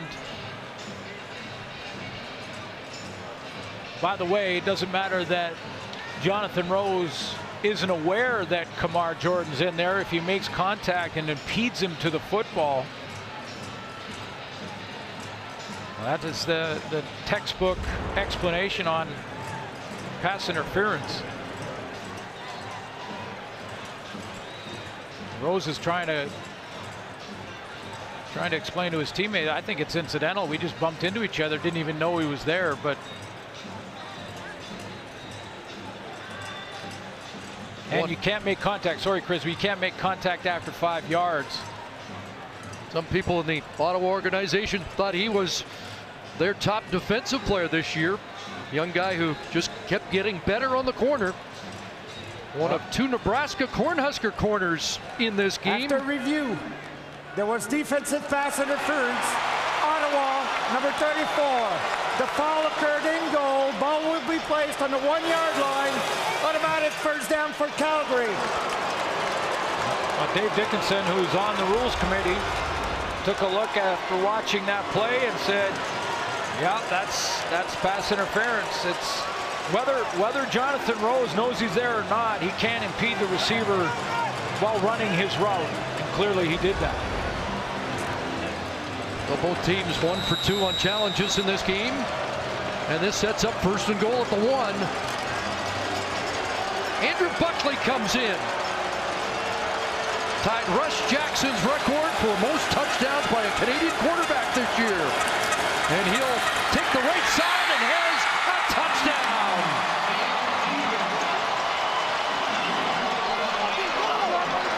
Calgary kid whose family were season ticket holders with the Stampeders with the major, and that's the happiest the Calgary supporters and management group has been here tonight. Well, I don't think General Manager John Upthall I have ever seen high-fiving fans up in the booth, but yeah, the Calgary Stampeders cue the comeback. They got a 3-point game with this extra point. Field goal and 2 touchdowns on the last 3 possessions. Paredes, who has had trouble this year, has missed another. He missed 7 converts during the year, one of the most reliable field goal kickers in the league. And will that miss come back to haunt Calgary in this game? Celebrating a touchdown, and now down by 4.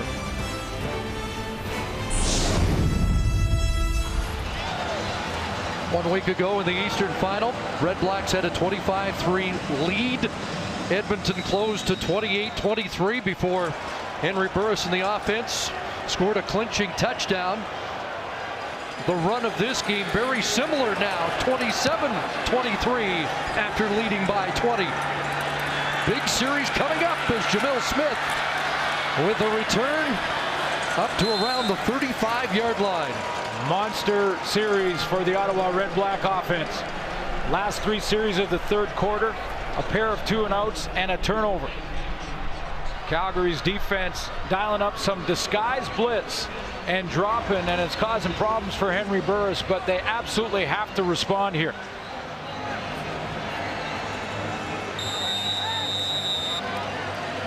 Don Claybrooks has done an outstanding job, defensive coordinator, and just signed an extension by reports from Gary Lawless earlier today. Can Calgary's defense keep the momentum going, or can Henry Burris get it back? Over the middle, there's a good start for Ottawa. And a catch by Brad Sinopoli. First down across the 45.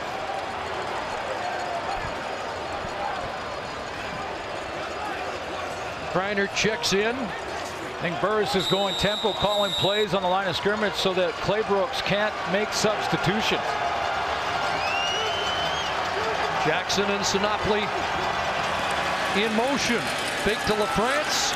Another open man. Ernest Jackson's got another catch. Glenn Love brings him down, but 2 plays and the Red Blacks are into Calgary territory. You often hear us talk about managing the pocket. Good quarterbacks manage the pocket well. After the play fake here to LaFrance, Henry Burris has to deal with the man in his face coming off the edge, and watch how he manages the pocket.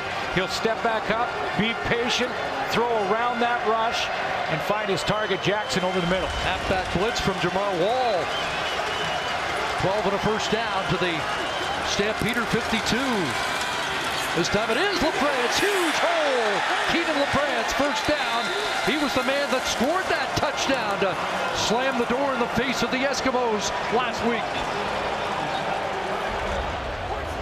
Good blocks as they just try and push to the right, that offensive line, and then Keenan LaFrance is going to cut back off it. Just slide to the right, the entire O-line, and then the cutback lane is there, and 27 takes it. 3 plays, 3 first downs. Payton and Jackson in motion. Burris sets up, trouble, dumps it off, and it falls incomplete. Off Cordero Law's fingertips. Boy, that time on that backside, Brad Sinopoli, Chris, helped in the protection and really didn't have to. The Calgary Stampeders just sent regular 4-man pressure, and had he released, Sinopoli would still be running with the football. Micah Johnson slow to get off. Looked like he was going to take a knee, but does get to the sidelines. Derek Wigan takes his spot. This is what the Temple offense will do to get that defense scrambling a little bit. Henry Burris 17 of 21 in second down conversions. Second and 10, has time, but throws an interception. Deontay Evans has the pick.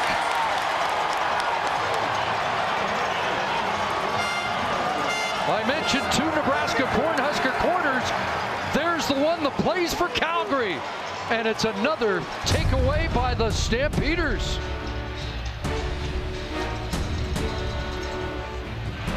Intended for Kreiner. Picked off by Evans. Calgary football when we come back. Ottawa threatening to make it extend the lead, and then Evans comes up with the 3rd takeaway for Calgary. Daniels the catch here. Turnovers even at 3 apiece. There's Deontay Evans right there. Now watch how he holds this route here and then opens up to the curl. This is curl to flat coverage by Evans.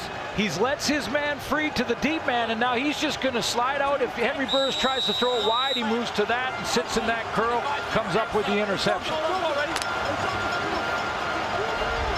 Hope you're enjoying wherever you're watching. 150 countries around the world on ESPN2. In for quite a finish, and Roy Finch is stopped on second down. Finch, who had a terrific West Final, as the door slammed there. 5 carries, 49 last week against BC, but nothing here. Big play by that right side of the defense, and Taylor Reed, former Calgary Stampeder, just scrapes to that one in a big way. That was the strength of the O-line, and Derek Dennis and Shane Bergman on the left side, and the defense coordinator Mark Nelson loved the play of his middle linebacker there. Ain't gonna stop, man. Hey, we ain't gonna stop. So Maber to punt. Jamil Smith awaits. Maber angles that, and Smith at the 33, return up around the 40, decent field position for Henry Burris. The clock down to just over 9 minutes left. Well, he was told this week that between these 2 teams, he is the only quarterback, or the only player, I should say, that was alive the last time an Ottawa team won the Grey Cup. Again, another reminder to where Henry Burris sort of politely rolls his eyes and goes, there you go again, telling me I'm too old to play. He's got him in front. Can he finish? Tony Gabriel sending a message yesterday, was not able to attend, watching in the Boston area tonight. Of course, there was late drama in 1976. Nothing doing here. Josh Bell, the safety, comes up with a quick stop. Tell you what, the Devon Claybrook's now starting to dial things up. He's going to bring all these guys. You know what he's going to say? I'm going to bring 7, and I'm going to put them right on the line of scrimmage. We'll line up off at the beginning, and then we'll rotate up, and here comes Bell, too. He was the 7th. And that was no run lanes for Keenan LaFrance. game within a game. Can Burris counter it? This time they send 4. Kreiner's got the catch. Kreiner's got a first down. And across midfield as he broke a tackle. And the big target, 6'3", 220, finally brought down at the Calgary 50-yard line. And you got to love that Burris went right back to the same side, the same receiver, and after the same corner that just intercepted him on the last series. And it's a wide field throw. You have to throw this ball on time or it's going the opposite direction. And Ciante Evans had just picked him off. He went right back at it. Joe Burnett not in that Calgary defense. Matt Buckner's move to the corner as they shuffle things around. Dropped off to LaFrance. Keenan LaFrance to the 45, and he has 5.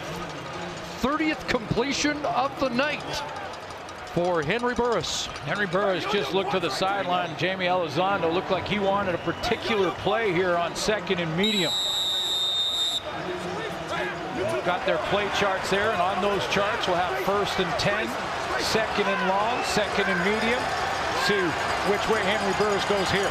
#1 passing team in the Canadian Football League this year. 2nd and 5. Burris double clutched and now looking deep. Kreiner brings it down.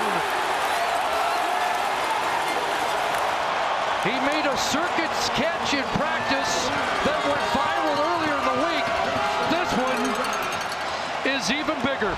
On the same route, in the same area, except it was the practice field, not the game field, not with 6:47 left in the 4th quarter. This is big time.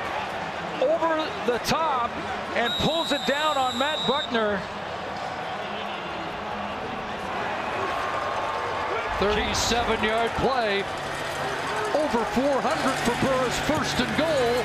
And he'll go to LeBlanc again. Dropped at the 1. Evans with contact. LeBlanc thought he rolled in, and now they'll confer. Well, and LeBlanc thought that he wasn't touched. That's why he reached across. Let's see if he was touched when he hit the ground, or did he get up and then touch? Ruling on the field is the ball carrier was down with contact. Looked like he got him on the leg, and they'll mark it at the 1. I think he did. It looked like there was contact made with LeBlanc on the ground. So 2nd and goal. Hold on. Well, now they want to check. We've got an injured Stampeder, and that's why they've got to stop play. Ciante Evans. Woozy. And he's going to have to come out.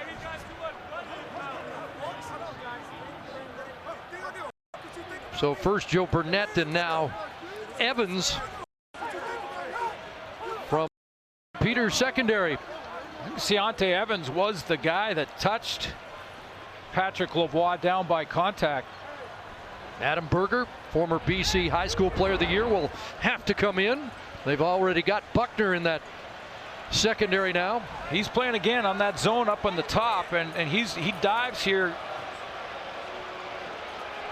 Not sure what happened. Just sort of stays on one knee, went back in the huddle, and then took a knee after they broke the huddle. Wonder if that was the effects of maybe a play before.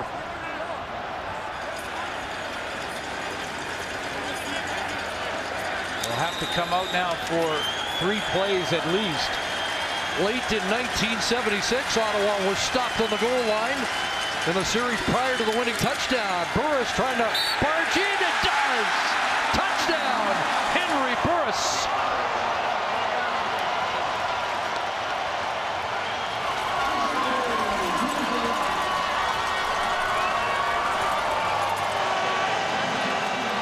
Well, it's set up by a huge catch by Jerron Kreiner down the sideline. Finished.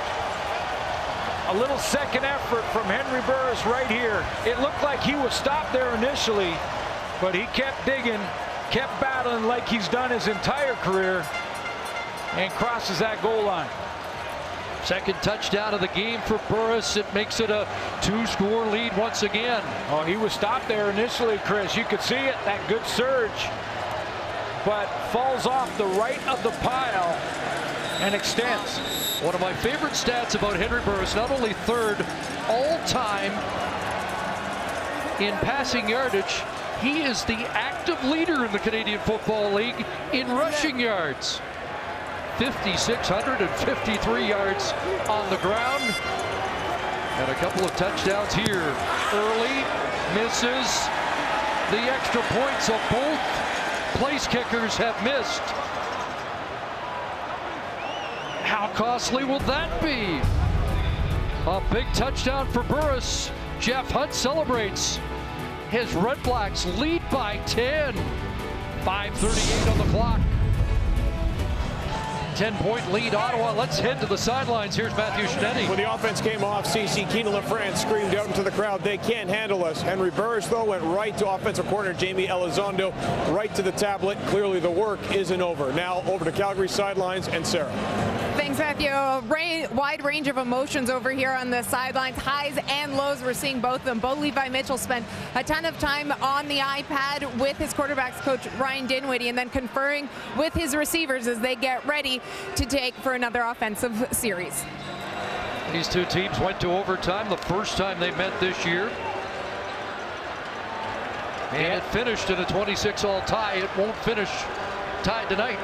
The hourglass, there's a lot of sand in it right now. 5:38. There's plenty of time in this game. Medeiros kicks it off, and it's Finch from inside his 10. Speedy Roy Finch been contained pretty well in this game by the Ottawa special teams. Just out beyond the 35. Really no panic by any stretch. The imagination for Bo Levi Mitchell, down by 10, 2-possession game, lots of time. Mentioned the BC Lion game where they were down by 15 with under 3 minutes to play. Taylor Reed out of the defense here for the Red Blacks. Munoz in the middle. Mitchell at 268 passing yards in the game.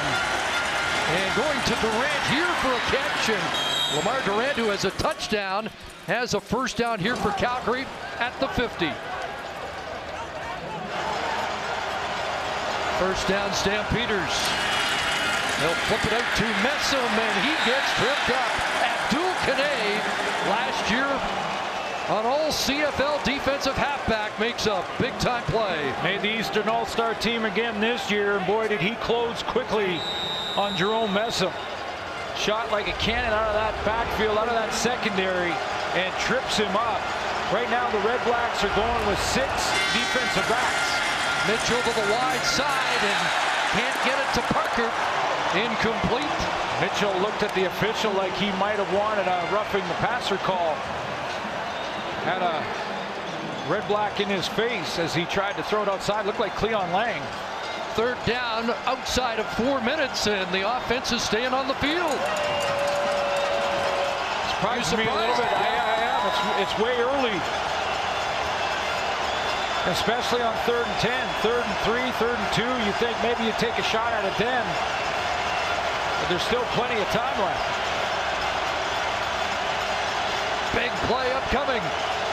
3rd and about 11. Mitchell throws. He's got the man right at the stick. And Kamar Jordan, where do they spot it? Is that enough? It's not going to be. Or is it? It is by the... Oh, yeah. Chain Gang threw us a curveball there, but it is just enough, it looks like. Yeah, Kamar Jordan here, Chris, is going to go about 3 yards past the marker on this comeback and then turn and come back. So even when he has to step back 2-3 feet, he comes still right at that first down marker. He knew exactly where it was, the timing on the throw, bang on. What a call by Dave Dickinson. 5th catch for Jordan. A pump from Mitchell looking for Durant, and that one incomplete. And closest man to it was Hightower. Looks like there was some indecision on behalf of Lamar Durant on that route. He wasn't sure if he was going to throw that corner or go to the post with it. Either way, 2 defenders back there.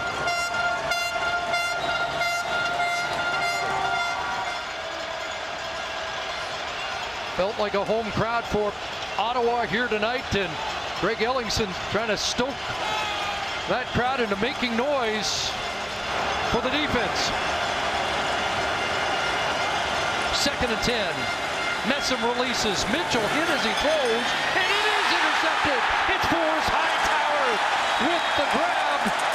And for the first time this season, Bo Levi Mitchell has been picked off 3 times in a game.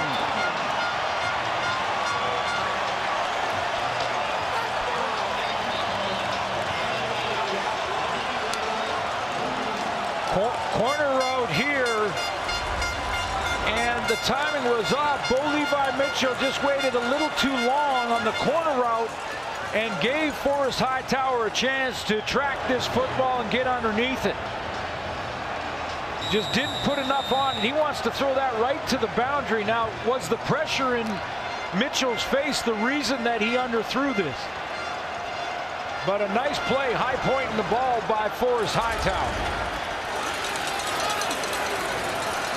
Just over 3 minutes left. Ottawa trying to take time off the clock. Short gain LaFrance. Micah Johnson the tackle.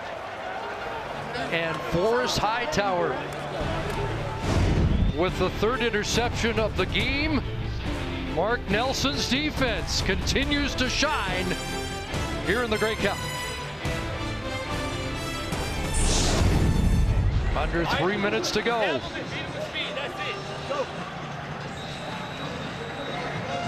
Mitchell continues to direct traffic on the Calgary sideline, but Ottawa's got the football. 2nd and 8.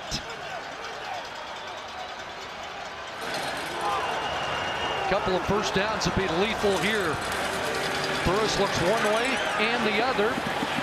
Pass caught, but it'll be short of the first down for Ellingson.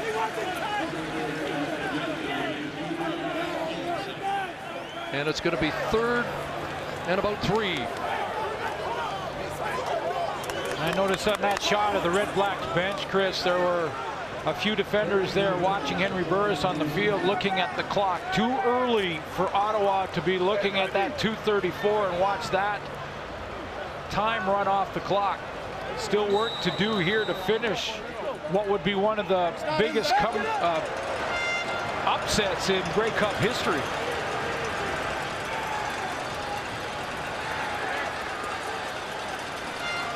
Clock stopped on that last play. Calgary bench animated about the fact he was out of bounds to stop the clock. And here's Finch. 45-yard punt. Finch on the return. And he gets loose.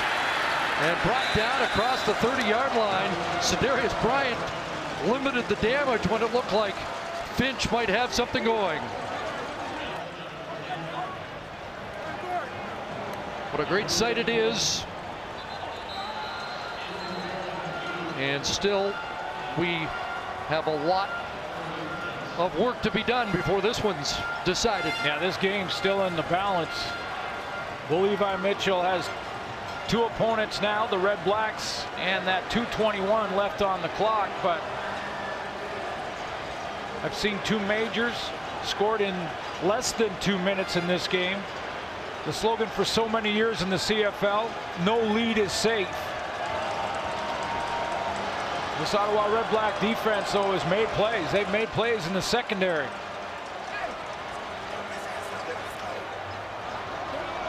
So Jonathan Rose up. Well, this game being played on CNE grounds. The last 3 games played here were won by a coach by the name of Campbell. The previous 2 by a team from Ottawa. Before that, Calgary lost to Montreal in 1970, and before that, Ottawa beat Calgary. So you wonder, is this just a tough place for Calgary to play, or was Ottawa maybe destined? Bo Levi Mitchell going to try to change the script here with just over 2 minutes to go, and how about the determination of Jerome Messam? Well, he's reaching deep down. He knows that you got to make the best of everything now. Every single play, get every yard you can. Now he does want to try and get out of bounds here at the end of this run. outweighs Abdul Kanay by a bunch. Mitchell over 300, takes a shot, and it's caught! DeVaris Daniels down the rail, and the Stampeders in business at the Red Black 27. Looked like Terrell Gavins from the linebacking core had dropped out of there. There's Gavins. Now he's got a lot of ground to try and cover, and he gets held up on that inside route by Kamar Jordan. When he gets held up there, he can't get there in time to Daniels, who takes the hit and hangs on. Looks like he got there a little early too. What a catch. 5th catch, 71 yards. Last week he had 4 for 107 and a touchdown.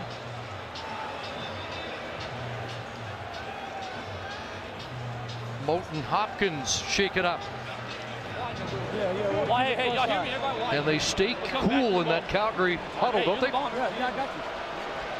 Burris had the ball in that last series. I saw Bo Levi Mitchell talking to his receiver saying, that's it. Can't afford any more mistakes.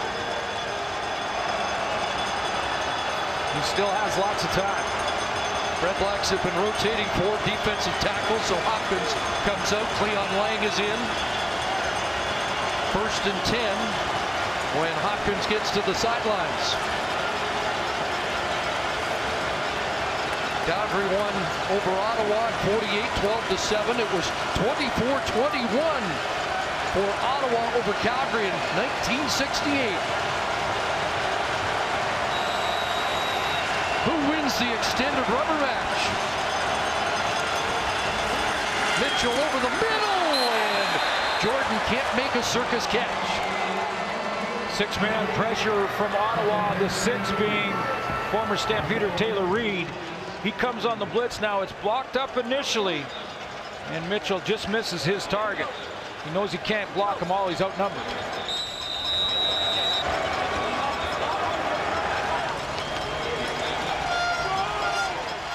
Jamie Elizondo talking to Henry Burr, saying, "You're gonna need more points. Just may need more." 2nd and 10. Over the middle, Mitchell cut by Daniels, short of the 1st down. It's going to bring up 3rd down. Abdul Kanay in the middle of the stop for the Red Blacks. Still a 10-point game. You can take the field goal now, knowing you need 2 scores, 2 possessions, but this close, tempting for Dave Dickinson to go ahead and try and go on 3rd down. Rick Campbell's going to have to take a timeout. Confusion there as he had players running off the field. Forrest Hightower, but he had to take it. There would have been too many on the field, or not enough. There was just too much confusion. Now Hightower returns. They send out Zach Evans. I think maybe they expected Calgary to kick the field goal here.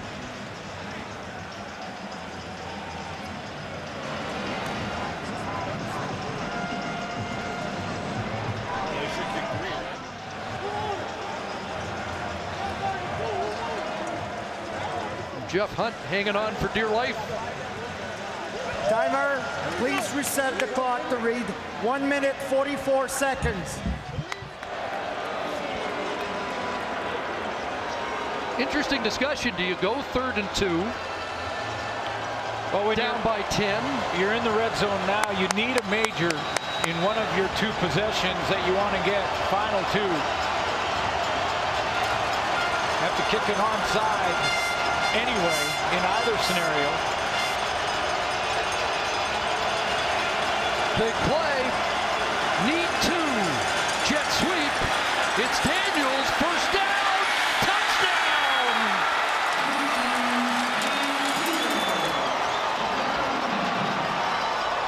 A 19-yard touchdown for Daniels. Strategy worked and a gutsy call from Dave Dickinson. Why is it gutsy?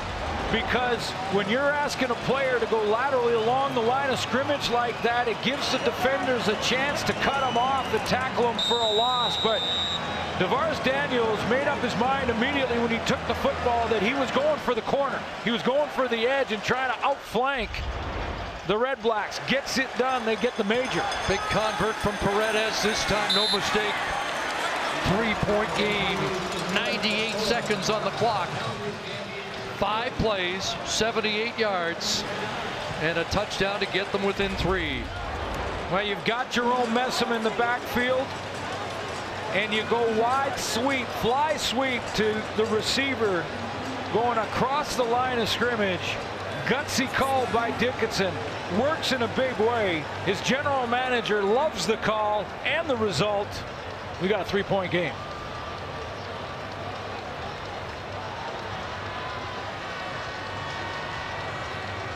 Quite a night.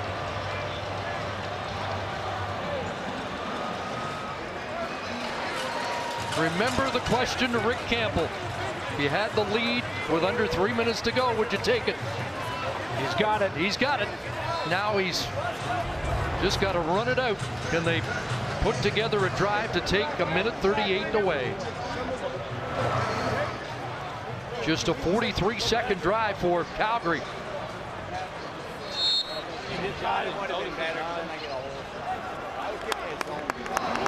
And the other discussion, you likely kick it deep, don't you? You're right in that bubble area. You know, another 20 seconds on the clock, or 10, even 15 seconds in. I'm saying you probably kick it deep for sure. I mean,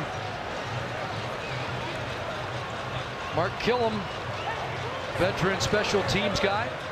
But then again, the way that Henry Burris has played, over 400 yards passing, do you want to give it back to him with a deep kick? You try for the onside now. Well, put the game on the line. Here comes Kamar Jordan, which might tell you that they've got something else on. That's onside time.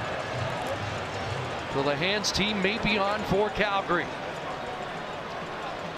They've got both Maver and Paredes, so short kick possibility looms even larger. Yeah, they're going short kick the way they're lined up. Paredes, no. Maver, yes. Up for grabs. And Calgary football.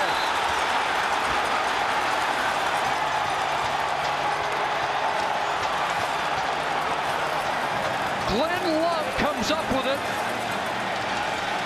And Russ Jackson and Henry Burris don't like the end result. Usually sure-handed Brad Sinopoli, unable to bring it down. Glenn Love went up with him and just fought him for the football. Watch how he kind of just bumps the right arm of Sinopoli. He can't make the clean catch. Russ Jackson can't believe it.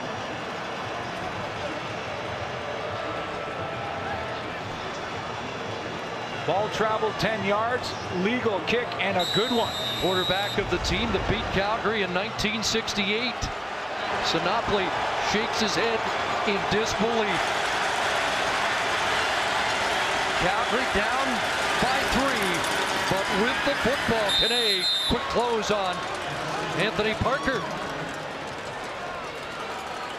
Forward progress midfield, and it's a 6-yard gain. No huddle, 2nd and 4.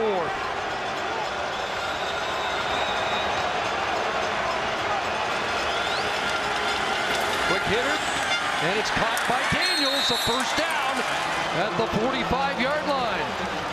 7th catch for Daniels. Got that touchdown run to get them within a field goal. Rene Paredes has hit from 52. One more first down is comfortable field goal range, but maybe there already. Of course, they like to take some time off the clock, too. Blitz over the middle, caught for Corey Grant. Brought down at the 30, but field goal range now.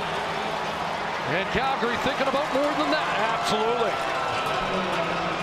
You know, in the first couple of plays of this series, you're thinking get in field goal range, make sure you can tie this football game, push it to overtime. Now Bo Levi Mitchell's thinking major in the win. Calgary going to call a timeout. This all the result of a successful short kick. And we should mention they put it on the foot of the punter, not the regular place kicker. And Rob Maver got it done. Got it back in the hands of Bo Levi Mitchell.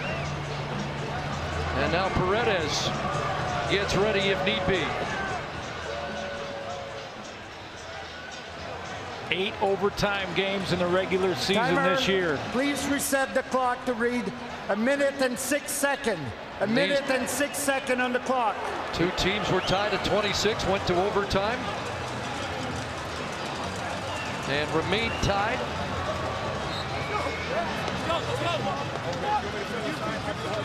As we said off the top, the Calgary Stampeders hit the field with heavy hearts. Their fallen teammate early in the season, Mylan Hicks. And there's his mom, Renee, in the stands at BMO. Fake to Messam, into the flat. Bakari Grant's got another catch. He's dropped around the 21-yard line. Close to another first down.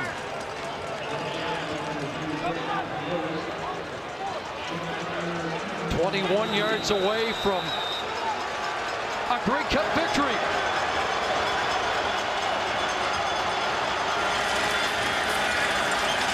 Over the middle, incomplete. Flag flies. Kane slowed up the intended target, Kamar Jordan.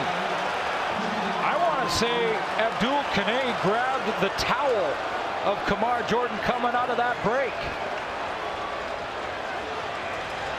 Defensive pass interference. Ottawa number 14. Point of foul. Automatic first down. Boy, Chris, it was a nice route. Kamar Jordan is going to run this post route here, and watch how Abdul Kane, as he's coming out of his breaks, he's an outside fake back into the middle. He grabs onto the jersey. Actually, it's the t-shirt underneath that jersey of Jordan. Doesn't let him get to the post. That's pass interference, impeding the receiver to the spot, to his route.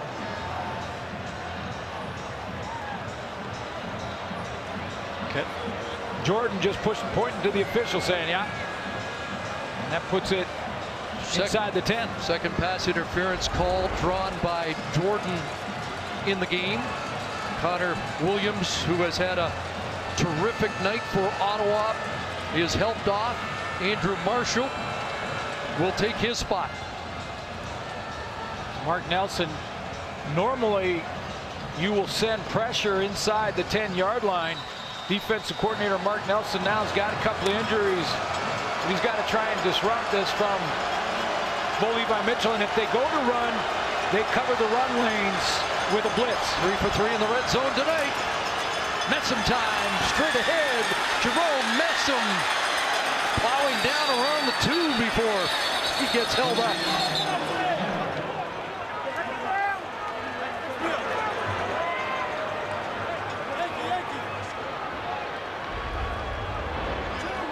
Looked like Jerome Messam took on the entire Ottawa defense. It felt like it wasn't, but it felt like all 12 were trying to push him back the other way. He got right down to the 2-yard line. Calgary on the doorstep to steal this one.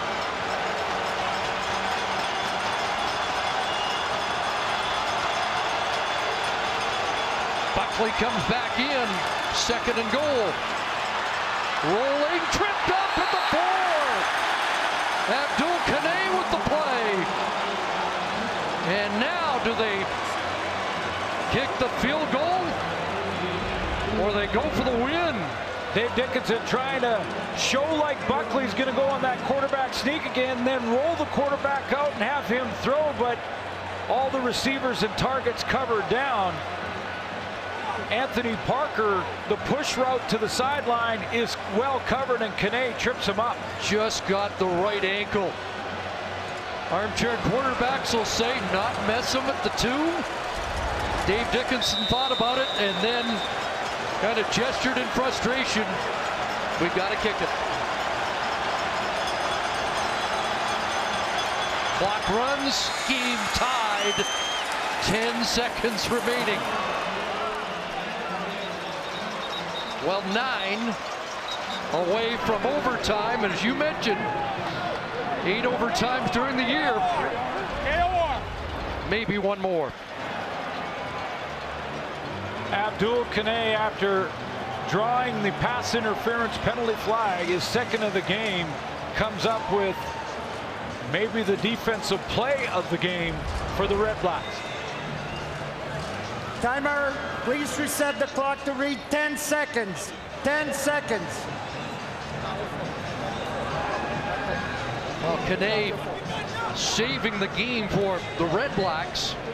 And a good decision by Andrew Buckley to not try and force a throw when it was well covered and turn the ball over there. He's got at least Calgary tying this football game and pushing it possibly to overtime with 10 seconds to go. But you're right, Chris. All the discussion will be about why 33 didn't get the ball on the 2-yard line in Jerome Messam. But Dave Dickinson was successful when he went to that Tavares Daniels fly sweep to get that first major when they were down by 10. Went to the well one too many times. Down by 20, but have fought back.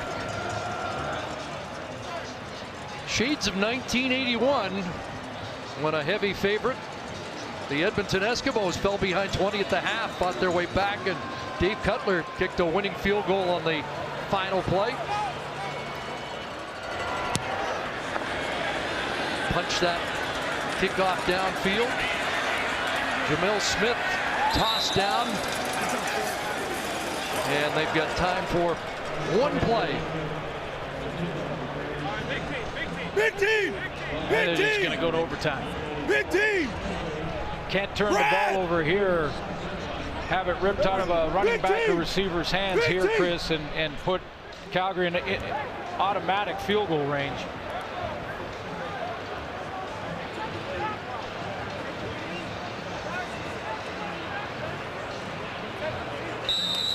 Taking this one to overtime. 2005 went to overtime. Edmonton prevailing against Montreal. And they'll make them snap it one more time.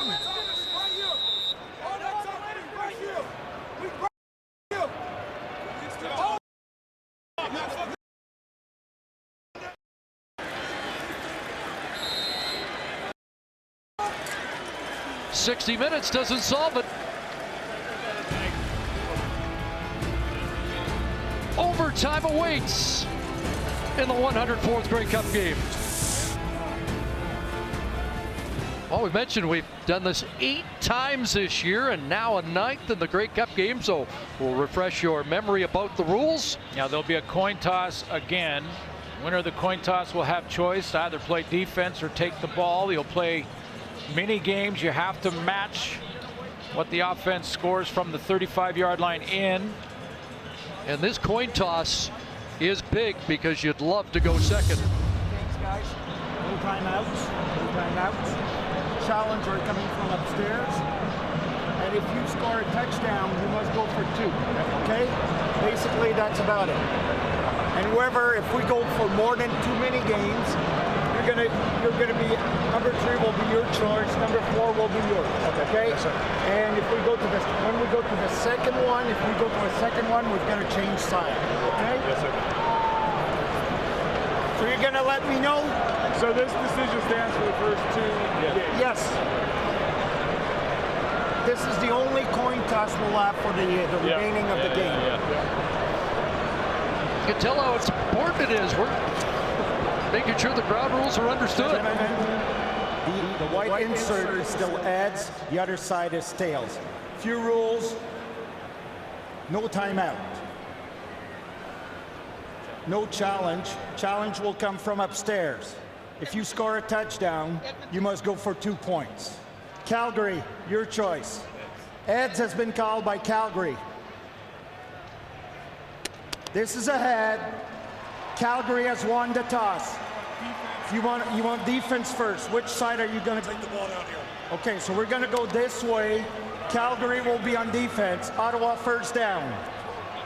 So the Stampeders win the toss to start the game and to start overtime. And that means it will be Ottawa with the football first.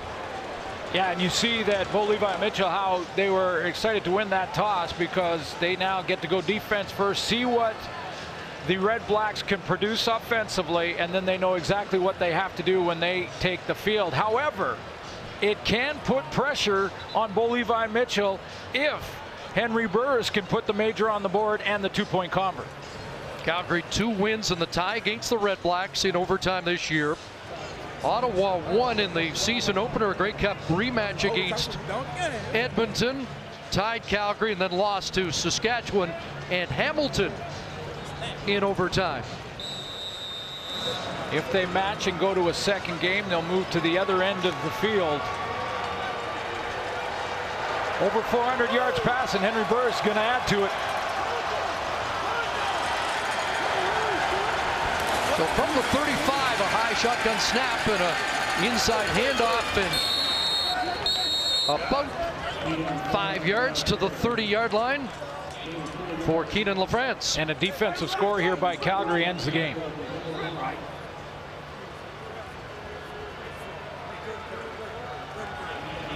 Remember, it was a defensive play by Tommy Campbell that clinched that comeback overtime win against BC earlier this year. 2nd and 5. And an open man, Ernest Jackson, has the catch and is bumped out around the 19-yard line. Fresh set of downs for the Red Blacks. Nice precise outcut here from Ernest Jackson. Left side of your formation. On-time throw from Henry Burris. Comes out of that jam and is open. Red Blacks have gone 4 for 4 in the red zone tonight. Start with LaFrance again. And he gets bottled up. Short gain there. Not much as Micah Johnson. Glenn Love stepped up there too in that linebacking core for Calgary, playing for the injured Duron Mayo, who's on having a tremendous season when he was hurt real late once Calgary had already clinched. Junior Turner to the sidelines. Jagarrett Davis into the game on defense. 2nd and 9. Don't want to settle for 3 if they can help it. Fake over the middle, open man, Ernest Jackson, touchdown!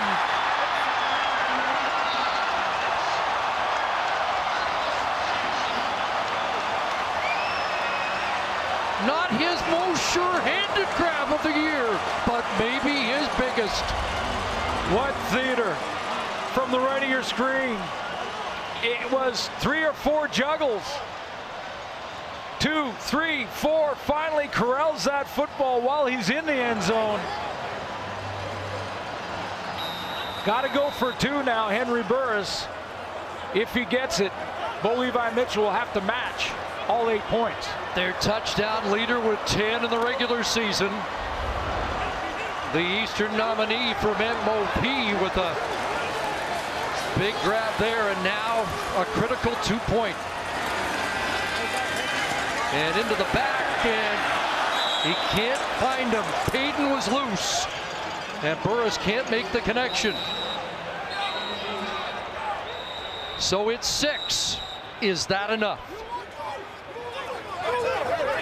And we got a little something going on.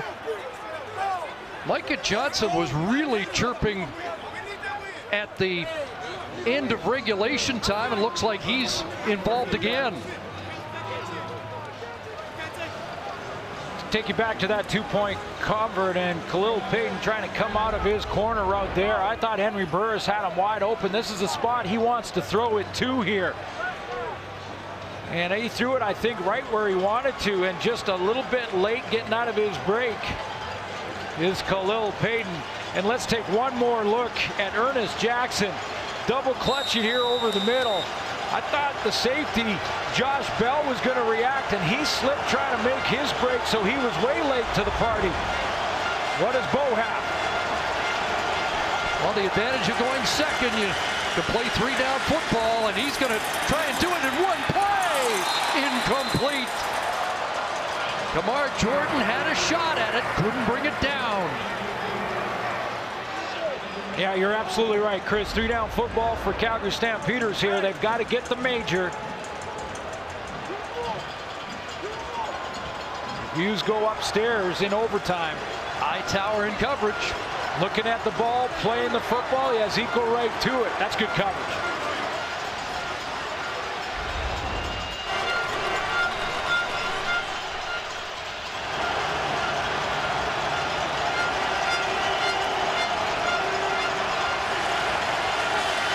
Second and 10.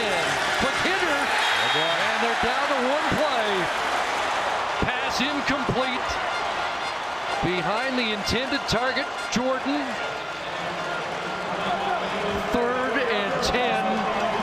The Grey Cup's on the line.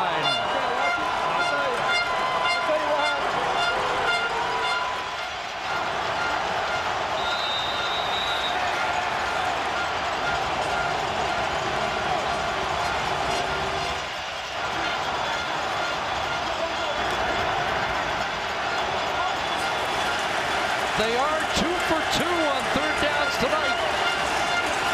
This the biggest one of the night. Need 10. Mitchell over the middle. Knocked down. REDBLACKS win for the first time. The REDBLACKS are Grey Cup champions.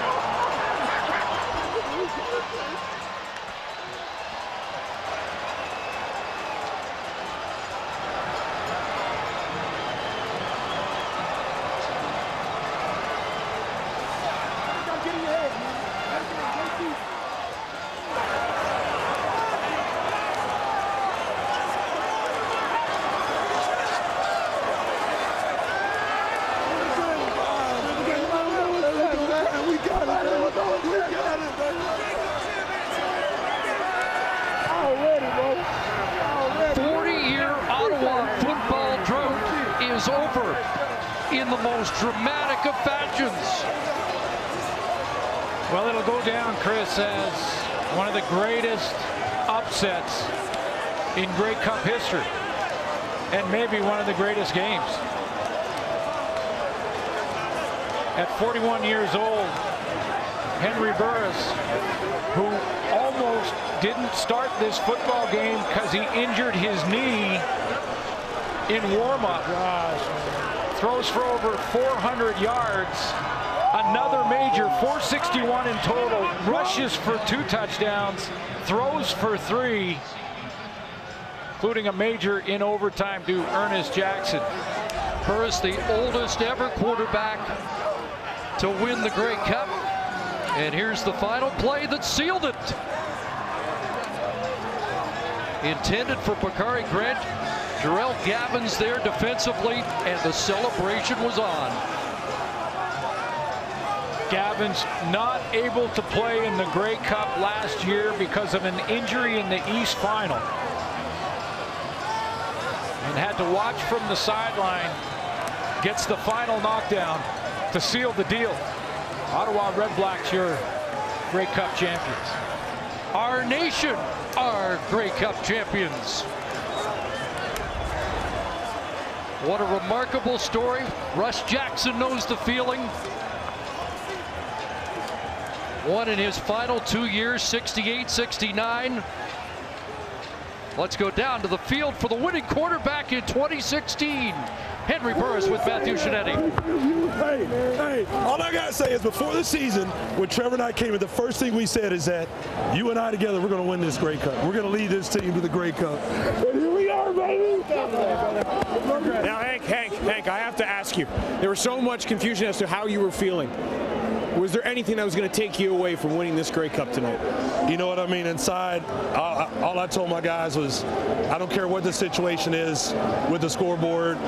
As long as there's time on that clock, we're all focused on executing.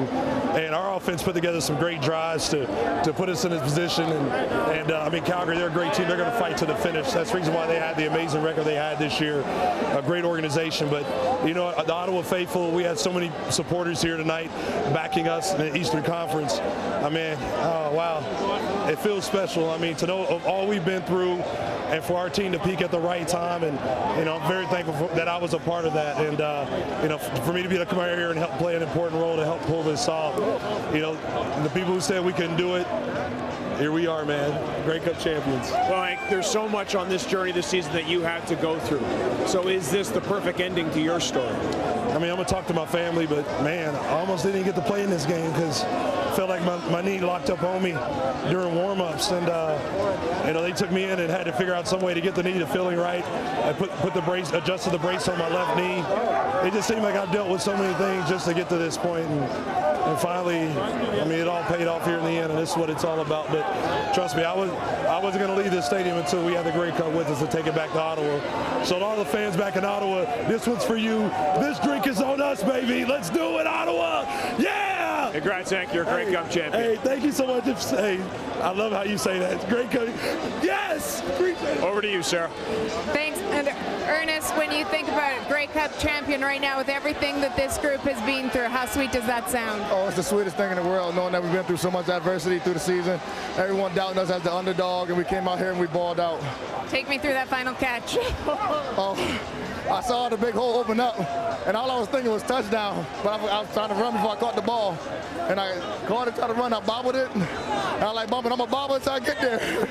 How motivated is this group all week long? All you heard about was how you guys were such big underdogs, that the Stampeders were the favorites with the record that they had. How much did that motivate this group? Oh, that motivated the group a lot, because they've been talking trash and all this other stuff about us. And for us to come out here and do what we did is amazing, and I'm incredibly happy for the teammates that I have and that we grinded out all the way through. And what about the job of Henry Burris? There are questions at the very beginning whether or not we would even be able to see him come out and the way that he was able to orchestrate this offense. Yeah, for him to come out and he was feeling the type of way before the game started, and he came out slinging the ball. And you know what? He's a great veteran. He knows the game, and that's what he did best. Congratulations. I appreciate it. Thank you. Let's go to Matthew Shinetti, who's with Brad Snopoli. Brad, this journey on this season has been really complicated for this team, but really at this moment to watch Henry produce the way he did, what does it say about him? I mean, he's an unbelievable leader. He's an unbelievable guy, quarterback teammate.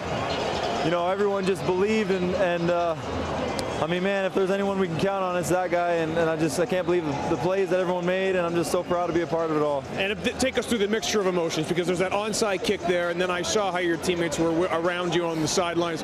What was going through your mind as you came off the sidelines after that onside kick? I mean, yeah, that's a tough moment. You know, you had a chance to kind of seal it there, and didn't get it done. And I was just thankful that, again, guys stepped up and made plays time and time again, and that's why it's hard to put into words, man, how much pride I have to play for this team.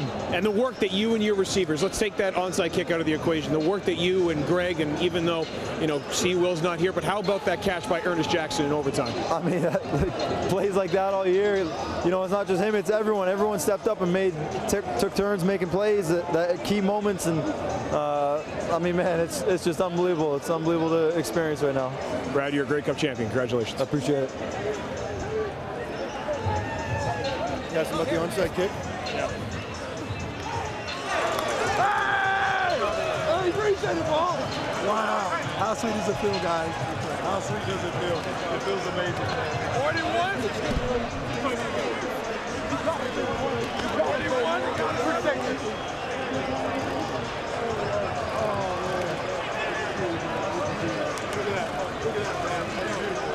Wanted to add, I talked to Brad Sinopoli this week about growing up, dreaming about playing for the Grey Cup championship. He said he loved the snow game in the Eastern Final because it reminded him when back in Peterborough, him and his Dad Sam and his mother Nancy would have the big Grey Cup parties. They'd go throw the ball around in the snow. He, of course, started out as a quarterback, was converted on the suggestion from Dave Dickinson and John Huffnagel. So he's looking for right now his family. 40 years tomorrow, the anniversary of the last Ottawa Grey Cup.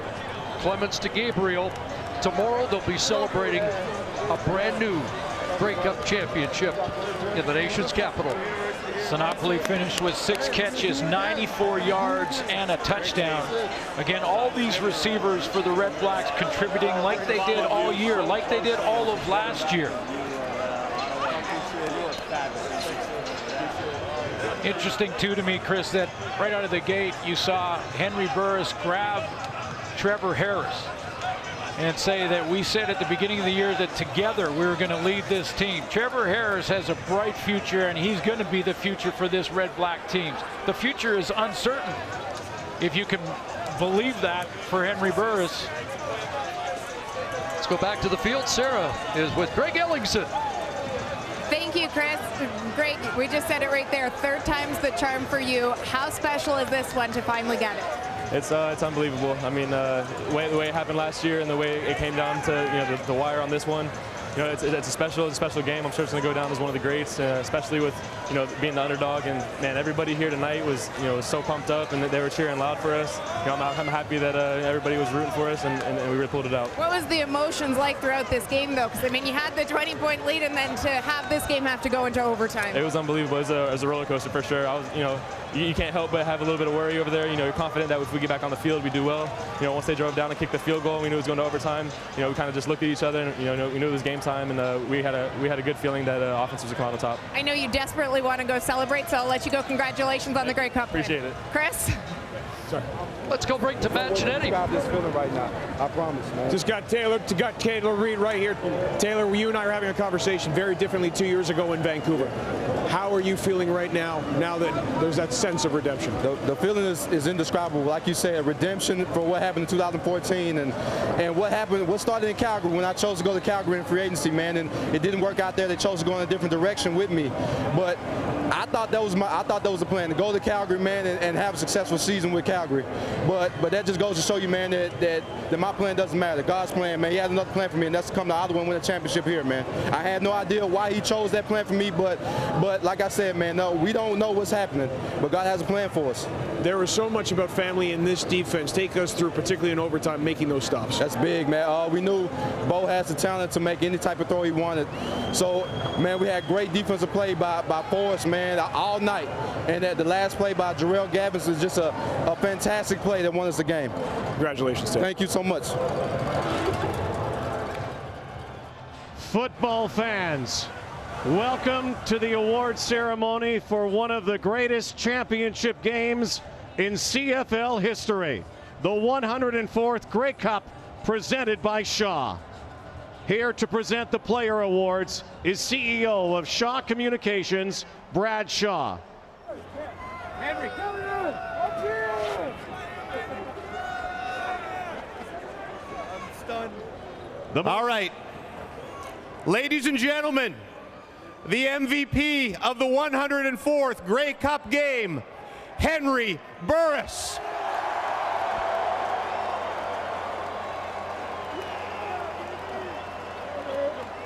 Appreciate it. Thank you. There you go. Thank you.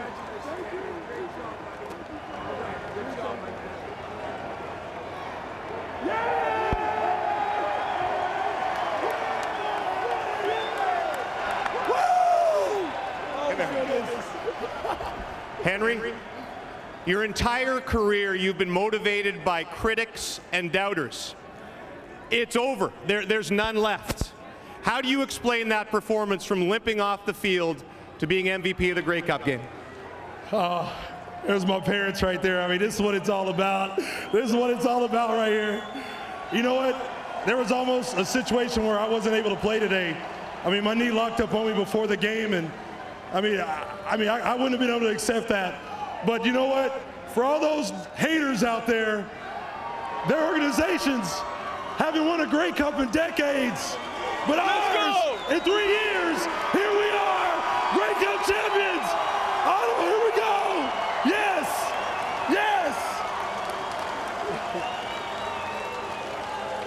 You left it up in the air whether this would be your last football game. You have a chance now to go out a champion. Was this your last game? I can't say that right now because right now I don't want to take away from this moment with any decision. I want to sit down with my family, see how the body is, of course, see what's going on with this knee now and everything. But then we're going to get back to the table and talk about it. But right now, all I want to do is enjoy the party with our people in Ottawa. Congratulations, Henry Burris.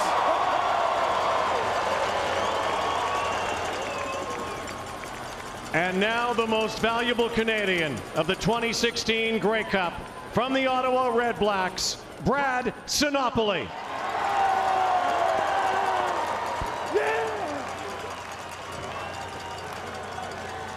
Brad, this is the ultimate Canadian story. A boy from Peterborough goes to Ottawa U, is a quarterback all the way to the pros, and becomes a receiver and is the outstanding Canadian in the Grey Cup. Explain how you feel. I mean, man, first of all, I'm so damn proud of the guys in the team, and we were doubted all year, and even into this game, man, people didn't even give us a chance, and guys just fought the whole game, and they just did what they've been doing all year. They just stepped up and made plays, and I'm just so proud to be a part of it. You played a terrific football game, but how nervous were you after the onside kick went well for Calgary that might cost your team the game? I mean, it's hard to put into words the emotions you feel, and like I said, guys stepped up and just kept believing in, man, and guys stepped up and won the cup for us. And quickly, being from the Ottawa area, you know about the history of this team and the frustrations. Have you realized what it means to the city? I mean, maybe not yet. It's hard even taking this moment right now. Just see all these people, man, the teammates, and man, it's hard to put into words. I'm just trying to live it one time in the moment right now and just enjoy it right now. Congratulations. Appreciate it.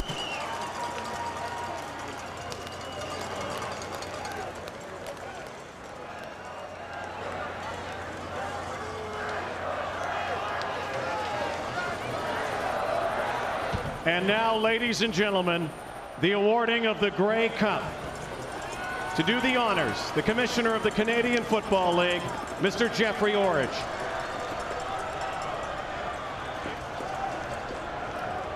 It was 40 years ago, a stone's throw from here, Clements to Gabriel in one of the most dramatic Grey Cups ever. I think a lot of Ottawa football fans thought they'd never see another one. They get one just as dramatic. Mr. Commissioner, give them what they've been waiting for 40 years. How can you not love this game? It took two teams. We have to congratulate the Calgary Stampeders for an incredible season and the fact that they gave this team an incredible game. But on behalf of the Board of Governors and the entire CFL, ladies and gentlemen, Mesdames et Messieurs, il me fait plaisir de présenter le Coupe Grey. It is my pleasure to present the 2016 Grey Cup champions, the Ottawa REDBLACKS.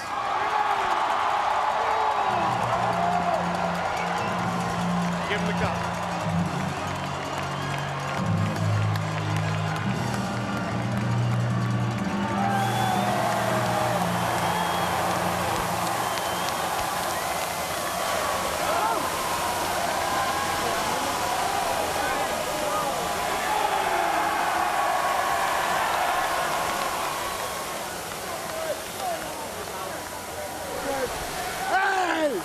Let's go, baby!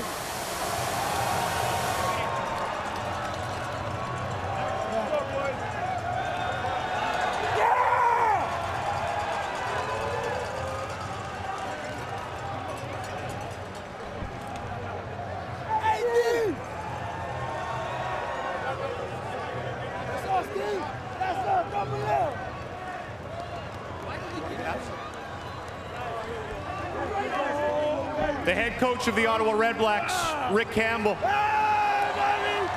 You told me earlier this week, I said, would you take a close game in the last few minutes? You said in a heartbeat. But how hard was that on your heart? It's tough. But we said, I told the defense at the one drive, I said, if I told you in training camp we could have a lead in the fourth quarter in the Grey Cup game, would you take it? Absolutely. Our guys rose to the occasion. Football's about making plays down the home stretch. They did it. Good on them. You were heavy underdogs. The Calgary Stampeders had a near-perfect season, 15-2-1, close to unbeatable. What was the key to making them beatable? Well, for us, if we win the turnover battle and we win the penalty battle, which I think we did, I'll have to see, but we're nearly unbeatable when that happens. We haven't been great all year, but we've been really good at times, and I'll put our hat in the ring with anybody. Congratulations, Coach. Thank you. Our nation, the cup is coming home. Rick Campbell, the head coach of the Grey Cup champion, Ottawa REDBLACKS. Let's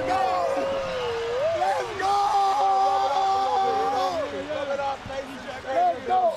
Hit that thing, guy!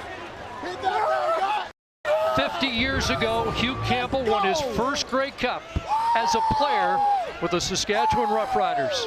A half-century later, his son wins his first as the head coach of the Ottawa REDBLACKS.